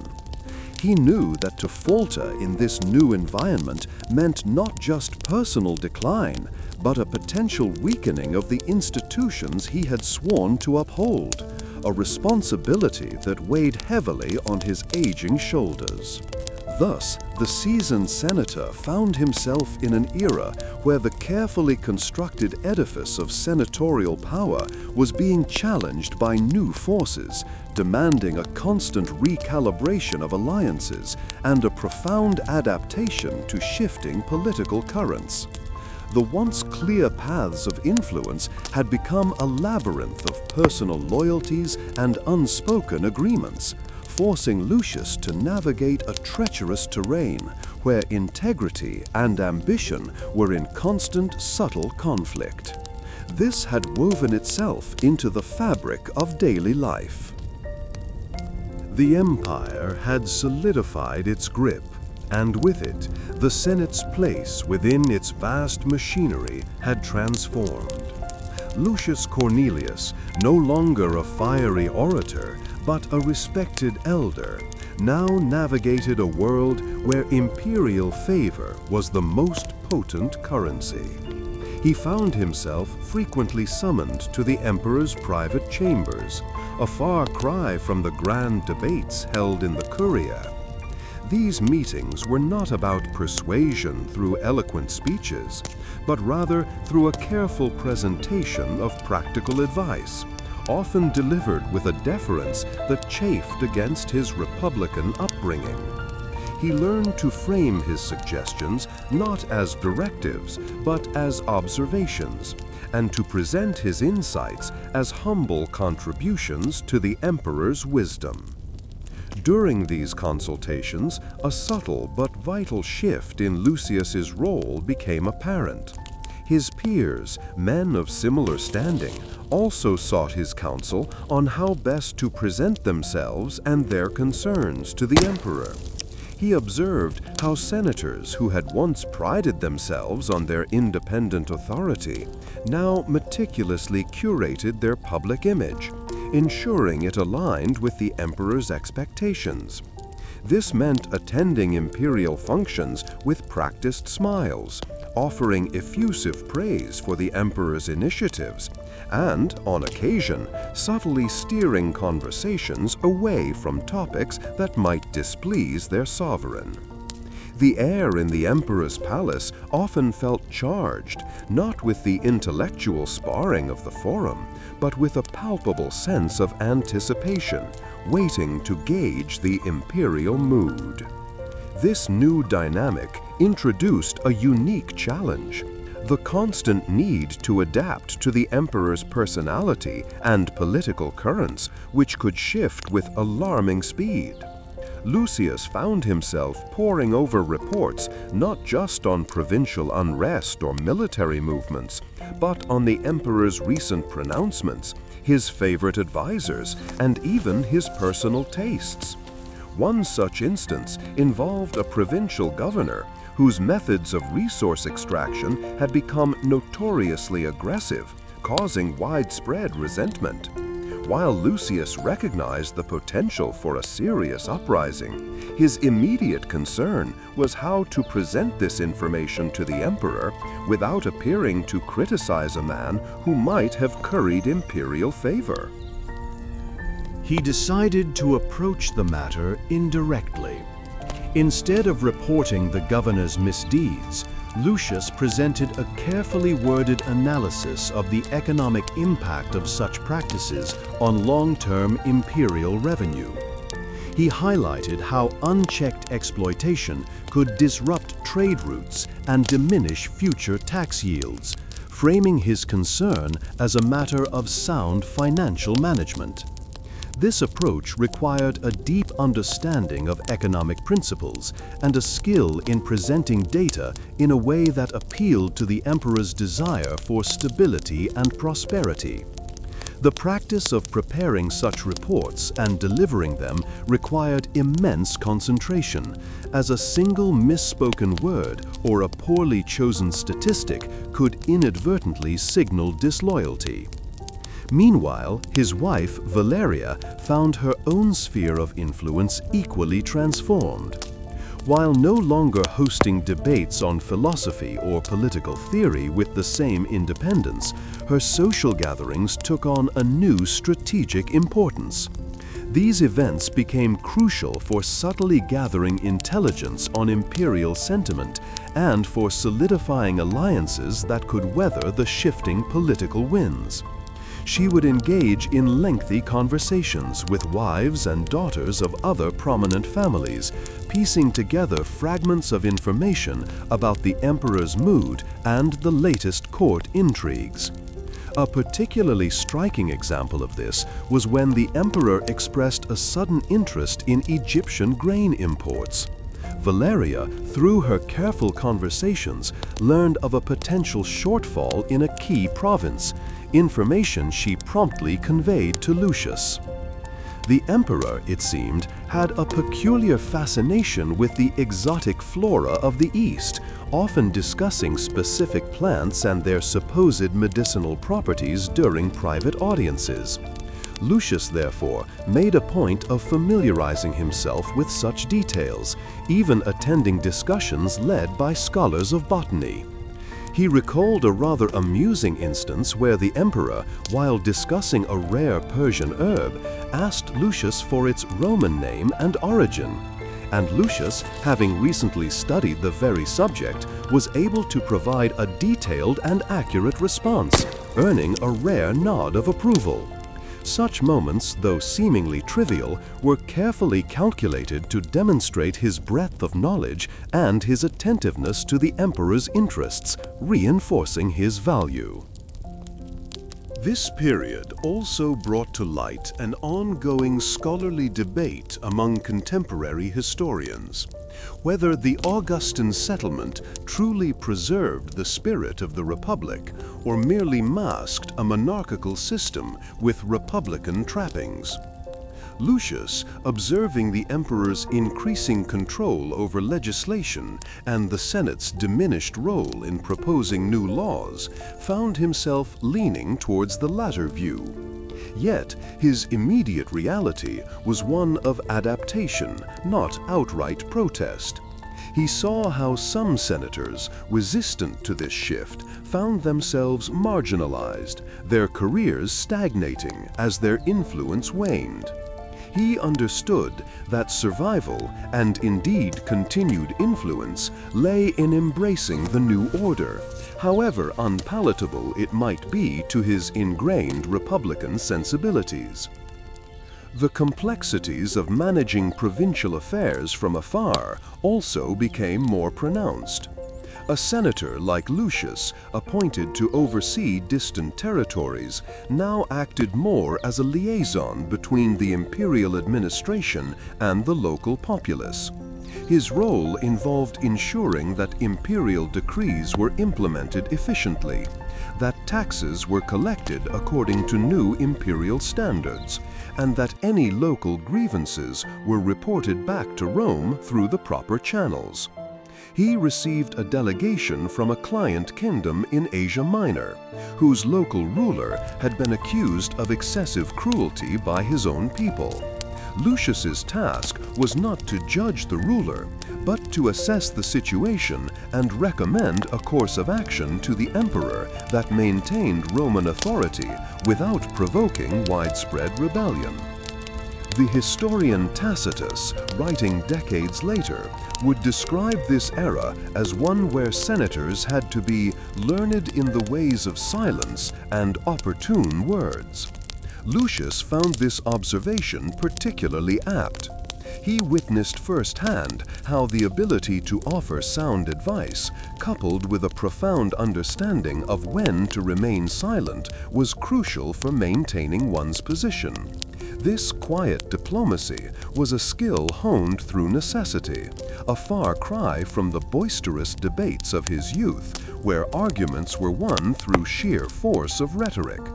The subtle art of navigating imperial expectations and managing personal ambitions required constant vigilance. The reliance on imperial patronage meant that senators were often engaged in projects that directly served the emperor's vision for Rome. Lucius found himself involved in the funding and oversight of new aqueducts, which not only provided essential resources for the growing city, but also served as grand public monuments to the emperor's reign. He also had to ensure that his family's considerable estates continued to provide the vast resources needed to fund these imperial projects, as well as maintain his own household and social obligations. This required diligent management of his agricultural lands and trade ventures, ensuring that his wealth remained a stable foundation for his political maneuvering. The emperor's court was a fluid entity, and senators like Lucius had to remain adaptable. He observed how individuals who had previously been minor figures could rise to prominence with remarkable speed if they gained the emperor's ear. This led to a subtle but persistent tension, as senators jockeyed for proximity to power, often cultivating relationships with imperial freedmen who wielded considerable influence. Lucius found himself engaging in carefully orchestrated encounters with these individuals, offering them courtesies and information in exchange for insights into the emperor's current priorities. The emperor himself, in a moment of unexpected familiarity, once remarked to Lucius about the surprising resilience of Roman institutions, particularly the Senate, despite the vast changes. He mused on how the traditions of public service, ingrained over centuries, persisted even as the nature of that service evolved. Lucius, understanding the unspoken subtext, agreed, framing the Senate's enduring presence as a testament to its ability to adapt and serve the greater stability of the empire. This observation, though perhaps intended as a compliment, also underscored the diminished autonomy of the senatorial class. Lucius felt the weight of his family's future in this new order. His sons, though educated in the traditional manner, would need to master the art of imperial service to maintain their status. He began to strategize about their placement within the imperial bureaucracy and their potential roles as provincial administrators, ensuring they understood the delicate balance of authority and deference required. He encouraged them to cultivate relationships with influential figures within the emperor's circle, guiding them through the intricate pathways of imperial favor. The senators found their rhythm in this new reality of imperial service. The grand plazas of Rome, usually alive with the murmur of citizens and the calls of merchants, now presented a different spectacle. Emperors, eager to cement their rule and curry favor with the populace, demanded that senators demonstrate their generosity, not just through political maneuvering, but through public displays of wealth and entertainment. Senators like Lucius Cornelius found themselves expected to fund elaborate games in the amphitheater, sponsor theatrical performances that filled the grand halls, and commission impressive new buildings that would bear their names, all while under the watchful eye of the emperor and the public. This was no longer merely a matter of maintaining social standing. It was a performance, a requirement to show loyalty and munificence in a world where imperial favor was as important as any senatorial decree. Lucius, now an elder statesman, felt the weight of these obligations pressing upon him. His extensive estates, once primarily a source of personal wealth and political influence, now served as the engine for these public displays. He received reports from his villa managers detailing the cost of acquiring exotic animals for the arena, the wages for legions of actors and stagehands, and the rising expenses for marble and skilled laborers for his latest construction project, a public bathhouse intended to win favor with the emperor. These demands forced him to carefully balance his personal finances with the expectations placed upon his office, a constant negotiation between private legacy and public spectacle. It required a meticulous understanding of his resources and a shrewd forecasting of future needs, lest he falter in this new arena of influence. The cost of maintaining this public image was considerable, often exceeding the benefits of merely participating in senatorial debates. While Lucius remembered a time when a well-reasoned speech in the Senate could secure a crucial vote or an advantageous alliance, he now saw that a truly impactful gesture often involved the roar of a crowd, the applause for a gladiatorial victory, or the grateful whispers of citizens enjoying a new public amenity. This shift meant that senators had to become not only skilled politicians, but also impresarios, patrons of the arts, and architects of public opinion, demonstrating their worth through tangible contributions that resonated with the masses, often under imperial direction. It was a transformation from deliberative body to a class of powerful administrators and entertainers. Meanwhile, in the crowded insulae, or apartment blocks of Rome, the common citizens observed these senatorial displays with a mix of awe and resentment. For them, life was a daily struggle for survival, where the cost of bread and a roof over their heads took precedence over grand spectacles. They saw the senators' lavish banquets and public works as ostentatious displays of wealth, funded by the very people who toiled to create that wealth.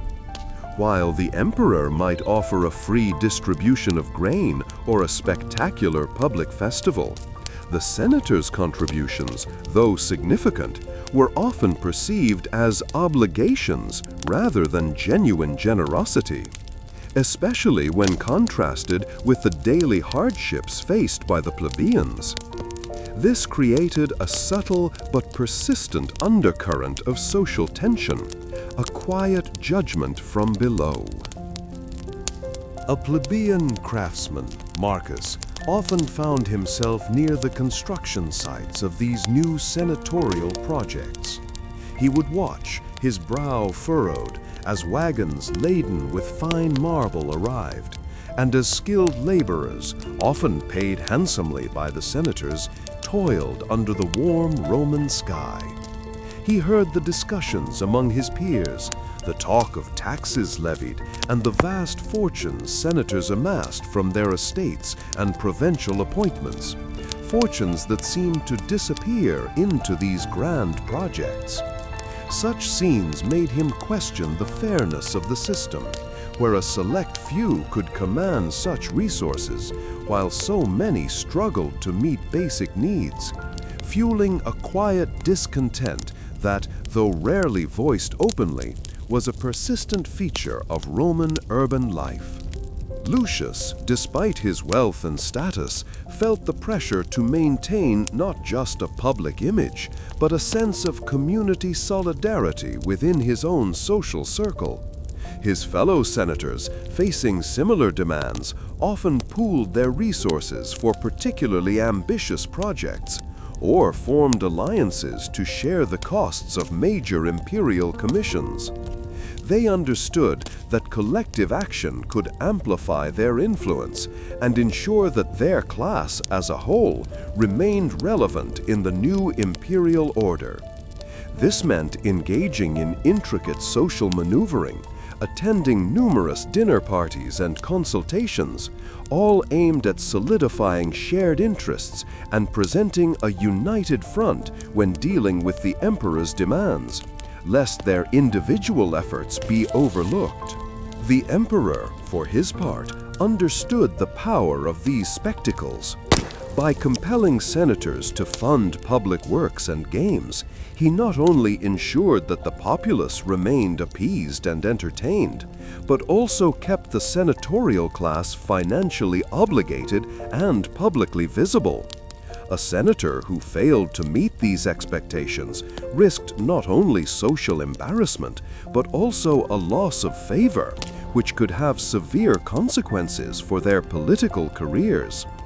This created a delicate dance, where senators had to be both generous benefactors and shrewd managers of their own influence, ensuring that their contributions were recognized and rewarded by the imperial court. It was a continuous performance designed to impress. This pressure to perform also subtly altered the nature of senatorial interaction. Instead of solely focusing on legislative debate or legal wrangling, conversations among senators increasingly turned to the latest imperial decree regarding public works, the cost of gladiatorial upkeep, or the architectural plans for a new temple. These discussions, often held at exclusive dinner parties or during leisurely strolls through the city's gardens, became a critical part of maintaining their social and political currency. They learned to subtly gauge each other's financial capacity and willingness to contribute, a vital skill in navigating the complex web of imperial expectations and senatorial obligations. The challenge for Lucius, and indeed for all senators of this era, was to find a way to meet these demands without compromising their integrity or their family's long-term financial stability. It required a deep understanding of Roman society, its priorities, and its vulnerabilities. He had to be a skilled politician, a shrewd economist, and a capable impresario, all rolled into one. The skills learned in the Forum and the Senate were now complemented by the acumen of a wealthy landowner and a patron of the arts, demonstrating the multifaceted nature of power in the Roman Principate. Such moments shaped the character of Principate living.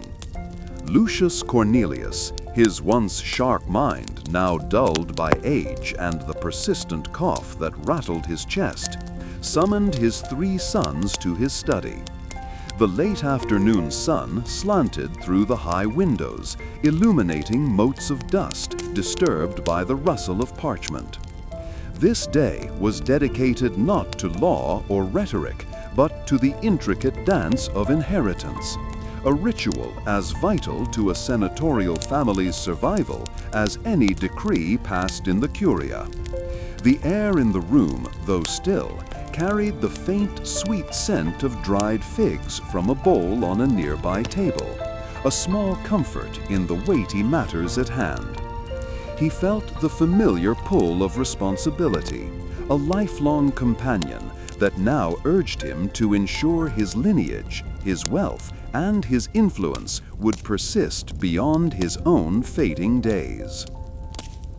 His eldest, Gaius, a man of solid build and serious demeanor, already held a junior position within the city administration, meticulously following the paths his father had trod. Gaius exuded competence, his gaze steady and his movements precise, the very picture of dutiful ambition. He had always been the favorite for the mantle of senatorial succession, his upbringing steeped in the principles of Roman tradition and the weight of their ancestral name. Lucius observed him closely, noting the way Gaius's hands rested on his knees, ready to grasp any opportunity his father might present, a silent testament to his readiness for the responsibility.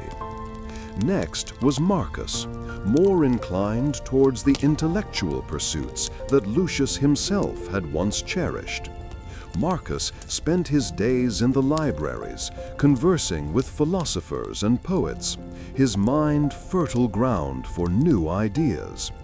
While he lacked Gaius's outward drive, Marcus possessed a sharp wit and a profound understanding of the subtleties of law and custom, making him a potentially insightful, if less overtly powerful, successor. Lucius recalled Marcus's passionate defense of a local magistrate accused of minor embezzlement, a plea that had, remarkably, swayed the verdict with its eloquent reasoning, a skill not to be underestimated. The youngest, Decimus, was the most unpredictable, a man whose passions often outstripped his discipline. He had a knack for charming people, a gift that had secured him many friends and patrons, but also led him into reckless ventures that sometimes brought shame upon the family name. Decimus, however, possessed a certain charisma that could sway crowds and forge unlikely alliances, a trait that held a different kind of power than his brother's more traditional strengths. Lucius remembered him securing vital supplies for the city during a grain shortage, not through official channels, but by bartering a family heirloom for an emergency shipment, a bold move that had saved many from hunger. Lucius cleared his throat, the sound rough and strained, drawing their attention. "My sons," he began, his voice a rasp that carried the weight of years, "the time has come to discuss the future of our house. Rome demands that our name, our wealth, and our influence continue to serve the Republic." He gestured to the scrolls spread before him, detailing estates, investments, and the complex network of client relationships that formed the bedrock of their power. He felt a pang of something akin to sadness, realizing that the decisions he made today would shape their destinies for generations, a burden heavier than any he had carried in the Senate. He then presented them with a choice regarding the lucrative obsidian quarries his family had recently acquired in the north. Gaius immediately spoke of expanding their direct oversight, ensuring strict control over production and labor, a proposal that promised steady, quantifiable returns. This approach mirrored his meticulous nature and his belief in the efficacy of rigorous management, reflecting a deep-seated desire for tangible control over resources. Lucius appreciated Gaius's pragmatism, recognizing that such direct stewardship would cement the family's economic standing for years to come. Marcus, however, offered a different perspective, suggesting they invest in skilled artisans to transform the raw obsidian into finely crafted mirrors and decorative items, thereby increasing their profit margin and fostering Roman artistry. This suggestion appealed to Lucius's own intellectual leanings, for it combined economic acumen with a contribution to culture and refinement. He recognized the potential for this venture to elevate the family's reputation, associating them with beauty and skill as much as with raw wealth, a more subtle yet enduring form of legacy. Decimus, ever the pragmatist with a flair for the dramatic, proposed they use the quarry profits to fund a new aqueduct for a struggling district on the city's outskirts. He argued that such a public works project would not only earn immense popular goodwill, but also forge strong alliances with the families who would benefit from it, creating a powerful base of support. Lucius found himself torn, for while this path offered immense political capital and spoke to a sense of civic duty, it also carried the greatest risk of financial strain if unexpected challenges arose, a characteristic of Decimus's bold, if sometimes ill-considered plans.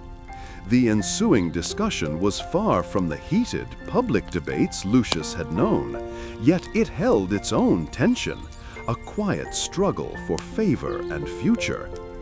Gaius's arguments centered on security and tradition, emphasizing the importance of safeguarding the family's existing fortune. Marcus countered with appeals to prestige and the long-term cultural impact of their investments, speaking of how true influence was built on more than just accumulated wealth.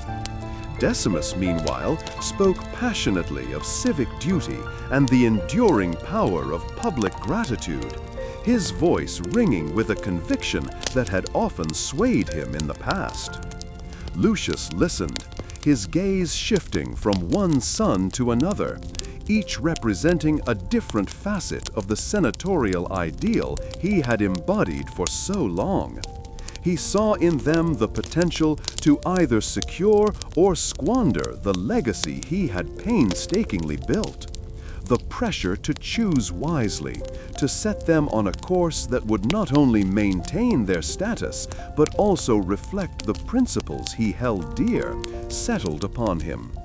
This moment, this passing of the torch, felt more consequential than any vote cast in the Senate or any decree signed in his name.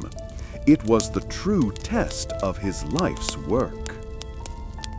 He considered the scholars who debated the true nature of senatorial power, some arguing it was rooted in lineage and wealth, others in popular support and the ability to command legions.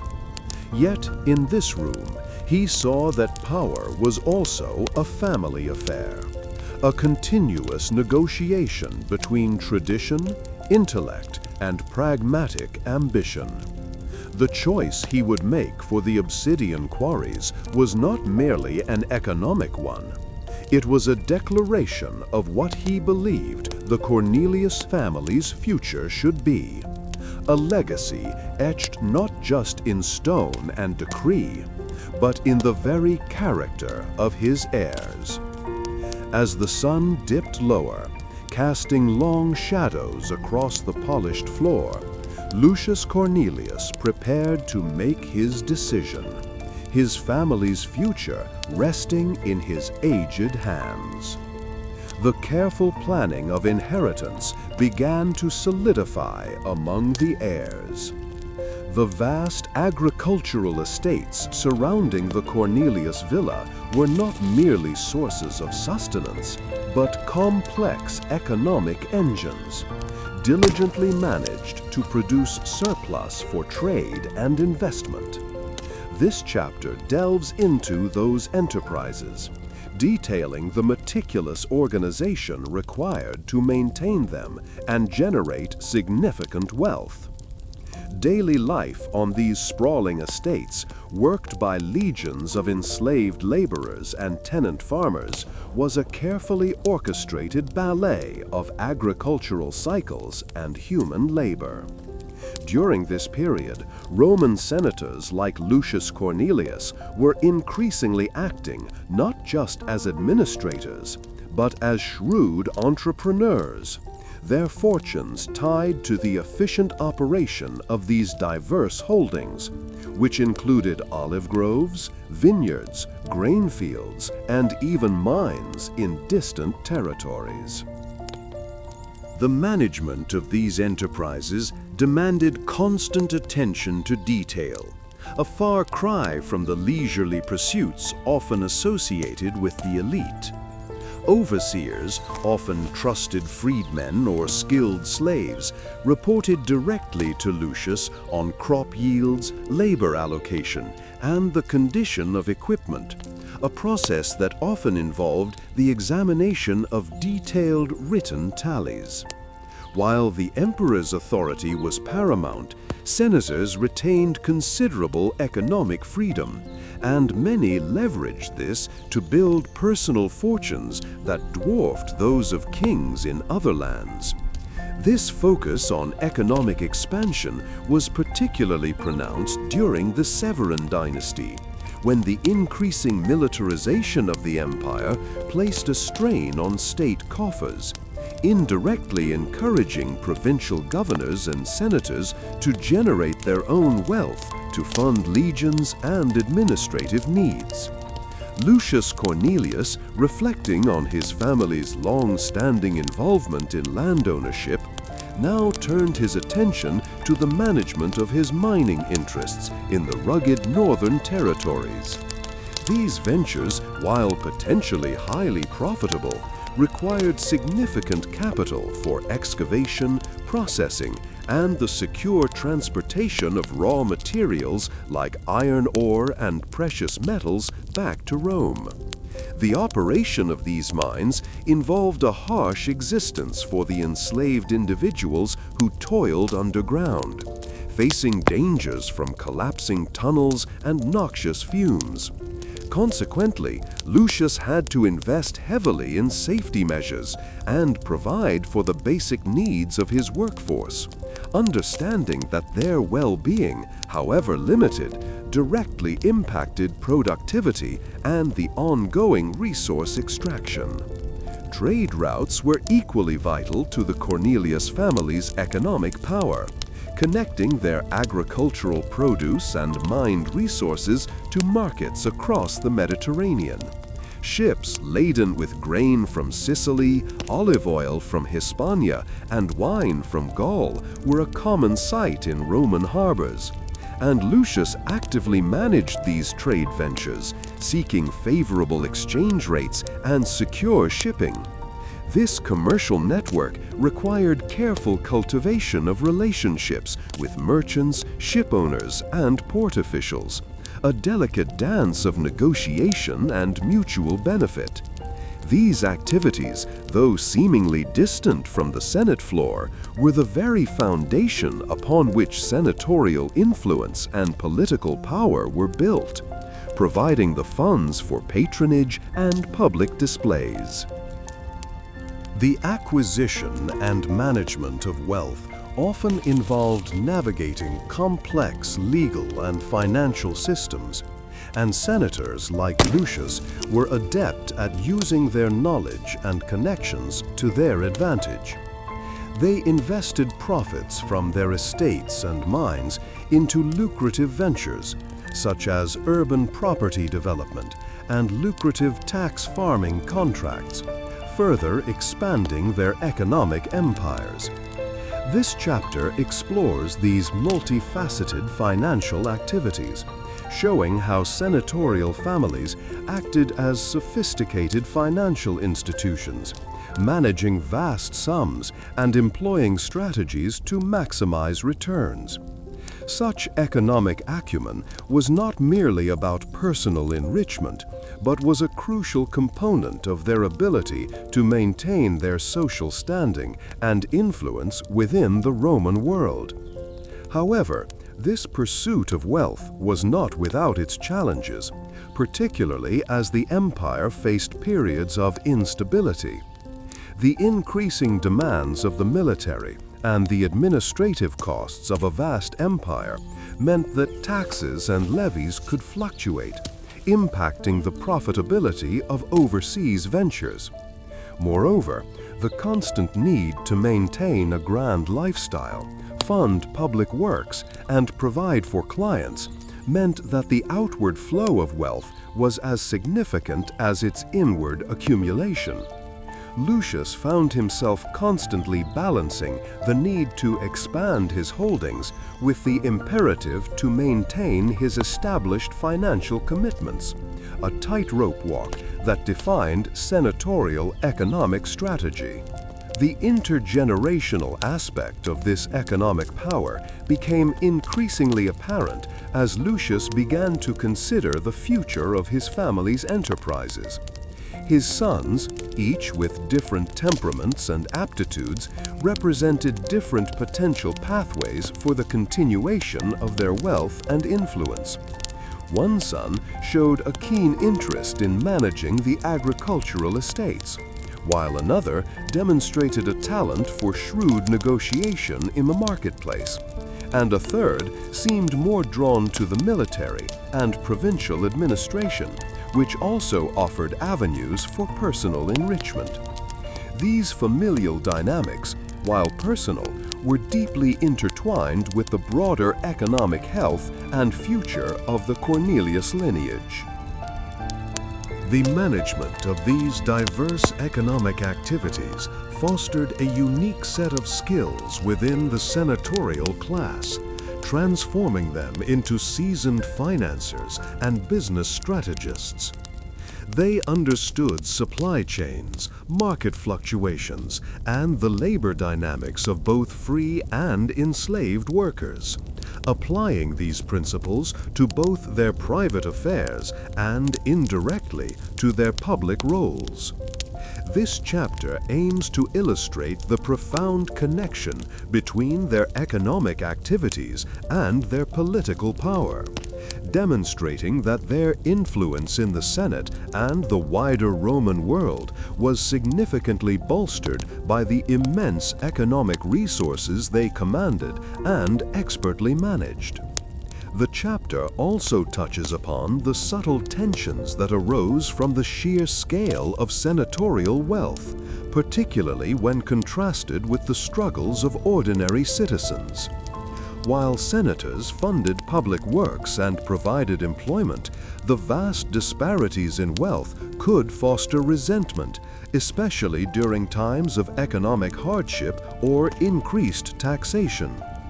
The careful management of one's economic affairs, therefore, also involved a degree of social responsibility and public relations, ensuring that displays of wealth did not overtly incite unrest.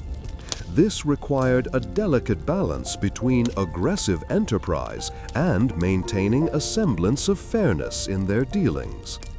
In a broader sense, the economic enterprises of senators like Lucius Cornelius represented the vital arteries of the Roman economy, channeling resources from across the empire back to the heart of its power structure. Their investments in infrastructure, trade, and agriculture not only enriched their families, but also contributed to the overall stability and prosperity of Rome, even as they benefited disproportionately. The intricate web of financial dealings, land ownership, and commercial ventures underscores the practical realities that underpinned the theoretical debates and political maneuvering conducted within the Senate. The Severan dynasty's era, with its increased military spending and administrative shifts, intensified the need for senators to be economically self-sufficient and even proactive in generating revenue. This context meant that the astute management of personal wealth was not just a matter of comfort, but of necessity for maintaining the status and influence expected of their senatorial rank. The chapter highlights the pragmatic approach taken by many senators who saw their economic enterprises as integral to their public service, providing the tangible means to support legions, fund infrastructure projects, and uphold the dignity of their office. Through these varied and extensive economic enterprises, the senatorial class had solidified its foundational wealth and continued its influence. The Roman Empire, once a beacon of stable rule, now found itself buffeted by relentless storms of internal strife and external pressures. Emperor Diocletian's sweeping reforms, designed to shore up a vast and unwieldy administration, had inadvertently reshaped the traditional power of the Senate, diminishing its direct political might. This new reality meant that even families as ancient and respected as the Cornelians, whose lineage stretched back through generations of senators, now navigated a far more precarious landscape. The grand pronouncements and decisive votes that once defined senatorial authority had faded, replaced by a more subtle, often ceremonial influence within the emperor's increasingly complex bureaucratic machinery. Lucius Cornelius, the elder statesman of his generation, felt this shift keenly as he observed his sons and grandsons. While they retained the honored title of senator, their daily lives were far removed from the halls of true power their ancestors had commanded. Instead, their energies were increasingly devoted to the practicalities of managing the family's sprawling agricultural estates, ensuring the timely delivery of grain to burgeoning urban centers, and navigating the intricate web of imperial decrees that governed trade and taxation. This shift required a different kind of acumen, one focused less on fiery orations and more on the precise accounting of produce and the careful cultivation of relationships with provincial administrators who now held sway in regions once directly governed by senatorial decree. Through these varied and extensive economic enterprises, the senatorial class had solidified its foundational wealth and continued its influence. The family's vast estates, stretching across fertile plains and hilly vineyards, demanded constant oversight, a task that fell to the younger Cornelians. These lands, worked by a legion of slaves and tenant farmers, represented the bedrock of senatorial wealth. Yet their continued productivity was threatened by economic instability and the constant drain of imperial taxes. The constant need to maintain and expand these holdings meant that the sons often found themselves away from Rome for extended periods. their duties taking them to distant agricultural centers where the scent of ripening grapes mingled with the earthy aroma of freshly turned soil. It was a far cry from the shaded porticos of the Senate House, yet it was the surest way to preserve the family's fortune. Furthermore, the very nature of Roman citizenship and military service had evolved, fundamentally altering the avenues through which influence could be gained. In earlier centuries, military triumphs and successful provincial governorships were direct pathways to senatorial advancement and the accumulation of personal power. Now, however, military leadership often fell to individuals appointed directly by the emperor, men whose loyalty was primarily to the imperial throne rather than the ancient traditions of the Senate. This meant that senatorial families had to find new ways to secure their position, often by offering loyalty and administrative expertise to the emperor, becoming skilled managers within the imperial structure, rather than independent power brokers. The family's wealth, though substantial, was also under increasing strain. The demands of maintaining their social standing, coupled with the growing cost of imperial taxes and the need to fund public works that pleased the emperor, meant that careful financial management was paramount. Lucius's grandsons, for instance, were deeply involved in managing the family's various enterprises, from overseeing silver mines in distant territories to ensuring the smooth flow of trade along vital Roman roads. They had learned to be astute businessmen, their understanding of markets and resource allocation as crucial to their survival as any political maneuvering their forefathers might have employed. Even the social fabric of Roman life had been rewoven by imperial decree. The grand public games, once the cornerstone of senatorial munificence and a direct means of currying favor with the populace, were now largely orchestrated and financed by the emperor himself. This left senators like the Cornelians to focus on more domestic forms of patronage, supporting scholarly pursuits, funding temples, and maintaining their extensive households filled with educated slaves and loyal clients. These activities, while important for maintaining social prestige, lacked the direct public impact that once defined senatorial prominence. One particular point of contention among the younger Cornelians was the proper way to integrate their family's ancient heritage with the new demands of imperial service. Tiberius, the eldest, believed in clinging to tradition, advocating for a more restrained public profile and a focus on preserving ancestral estates. Marcus, however, argued for a more proactive approach, pushing to secure positions within the imperial bureaucracy, believing that true influence now lay in serving the emperor directly. This philosophical divide created subtle friction within the family, as each son grappled with how best to ensure their generation's continued relevance.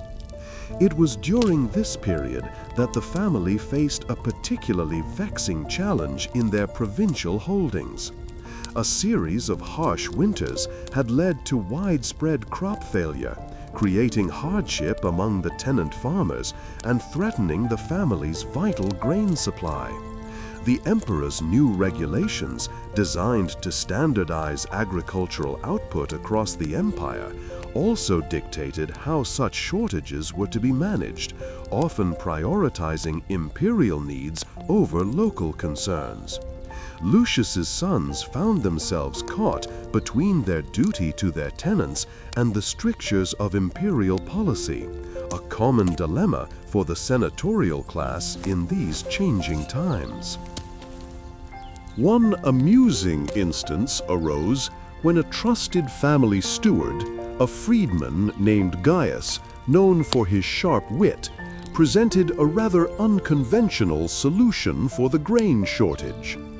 Instead of solely relying on the emperor's mandated allocations, Gaius proposed a bold diversification strategy, suggesting the family invest in cultivating a less common but highly resilient variety of barley that thrived even in poor soil and harsh weather. He argued it would provide a more reliable food source and could even be traded to the emperor's armies in distant northern provinces, a pragmatic idea that appealed to the family's need for resourceful adaptation. The ongoing scholarly debate among historians focused on whether this era marked the true decline of the Senate or its transformation into a more specialized administrative body. Some scholars argued that the Senate had irrevocably lost its independent power, becoming a mere rubber stamp for imperial edicts. Others contended that senators, through their administrative roles, their legal expertise, and their deep understanding of Roman society, continued to wield significant, albeit indirect, influence. The Cornelians' own internal struggles reflected this larger question, as they debated the best path forward to maintain their family stature. The family also had to contend with peculiar local customs in one of their southern estates, where an ancient tradition dictated that all harvests be blessed by a specific type of native bird. While seemingly superstitious, this ritual was deeply ingrained in the local community, and its observance ensured a smoother relationship between the landowners and the tenant farmers, who believed the land would be infertile without it. The Cornelians, ever mindful of maintaining social harmony and ensuring the consistent productivity of their lands, ensured the appropriate rites were performed, even if they personally did not subscribe to the beliefs behind them. The resilience of the senatorial class, in essence, lay in its adaptability. While the direct levers of political power had shifted, the fundamental skills of administration, resource management, and social diplomacy remained valuable. The Cornelians, like many of their peers, found new ways to exert influence, becoming indispensable administrators, shrewd negotiators with imperial officials, and patrons of arts and learning that brought prestige, if not direct political power. Their enduring strength was rooted in their ability to pivot and find new avenues for success in a Rome that was forever changing.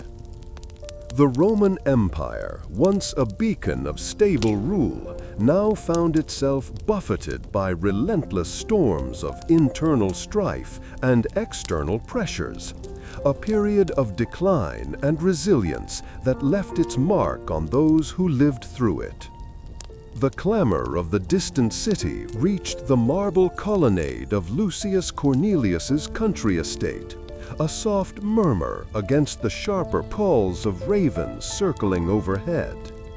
As the Roman Empire matured, the weight of senatorial responsibility evolved, shifting from the direct pronouncements of the Republic to a more nuanced dance within the imperial court. Senators like Lucius, though no longer the absolute arbiters of Rome, retained significant influence through their vast networks, their accumulated wealth, and their historical gravitas. This era demanded a different kind of strength, the ability to persuade without commanding, to advise without dictating, and to maintain a dignified presence even as the ultimate power resided with the emperor. The Emperor Augustus, a shrewd architect of this new order, understood the value of the Senate as a symbol of continuity and legitimacy. Therefore, senators were encouraged to serve as administrators, diplomats, and advisors, their ancient privileges tempered by imperial oversight. Lucius Cornelius, now a venerable figure, found his role redefined. He no longer debated laws with the same fiery independence, but instead meticulously advised on provincial appointments and offered counsel on matters of state, his experience a valuable commodity for the ruling emperor.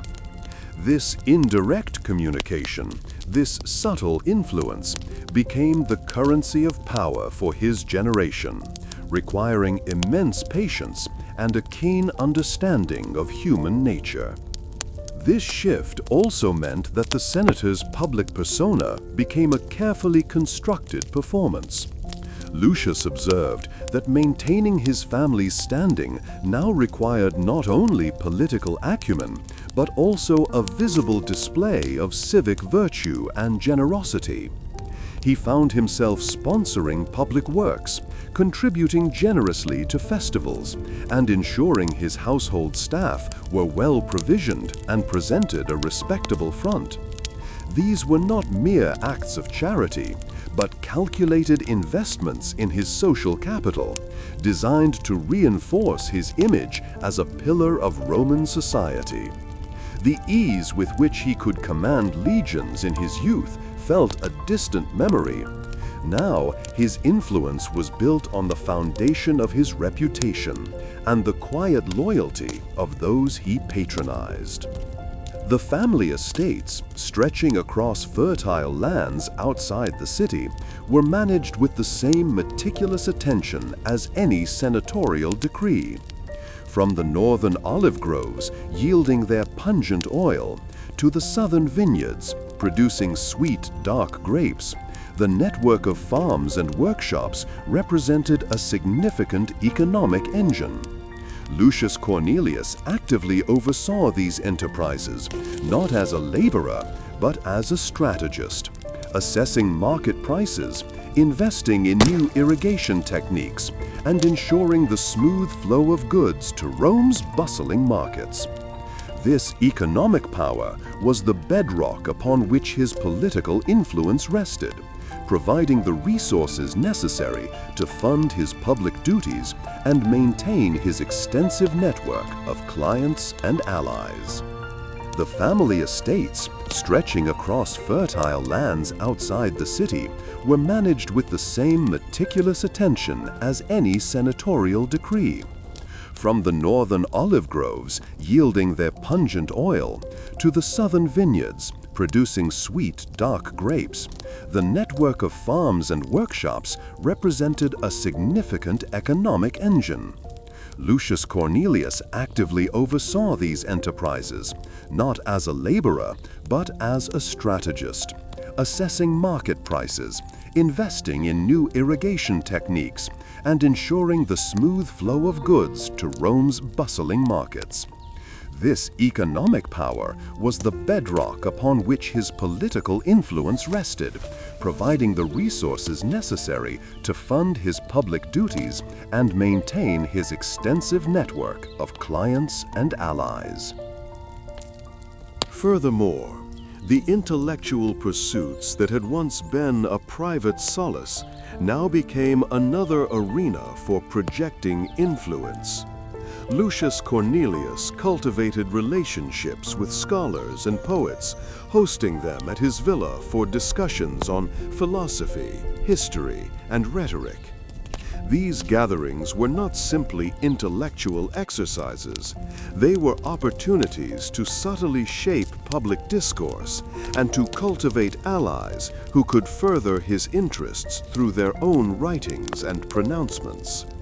The subtle art of patronage extended even into the realm of ideas, demonstrating how wealth and status could be leveraged to guide the very thoughts and opinions of the Roman elite. The very fabric of senatorial life involved a constant negotiation of social obligations and public expectations.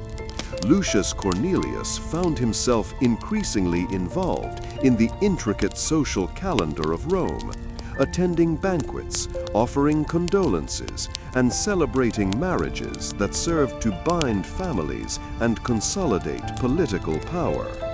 These events, while often enjoyable, were also strategic arenas where alliances were forged, rivalries were subtly managed, and the complex web of Roman society was reinforced.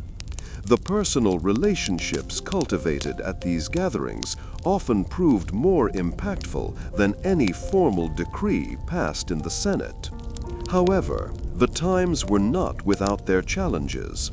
As the empire solidified its structure, the Senate's traditional authority faced erosion, a gradual shift that demanded constant adaptation. Lucius Cornelius witnessed firsthand how certain senators navigated these changing tides with greater success, often by alliancing closely with imperial interests, while those who clung too rigidly to republican ideals sometimes found themselves marginalized. This presented a delicate balancing act, maintaining dignity and influence without appearing to challenge the ultimate authority of the emperor. The quiet resilience of the senatorial class was tested by these shifts. The transition from republic to empire, while changing the mechanisms of power, did not erase the fundamental human desire for order and good governance. The principles of deliberation, debate, and the careful consideration of laws, honed over centuries within the Roman Senate, began to resonate far beyond Rome's immediate borders. As historians and orators of later eras examined the Roman experience, they identified patterns of civic duty and representative structure that offered a compelling model for their own societies. The enduring fascination with the Roman Republic lay precisely in these foundational ideas of a deliberative body. The very concept of a Senate, a council of elders or experienced individuals tasked with advising leadership and debating public matters, began to echo in distant lands and future times. When the Roman Empire eventually fractured, the memory of its institutions persisted.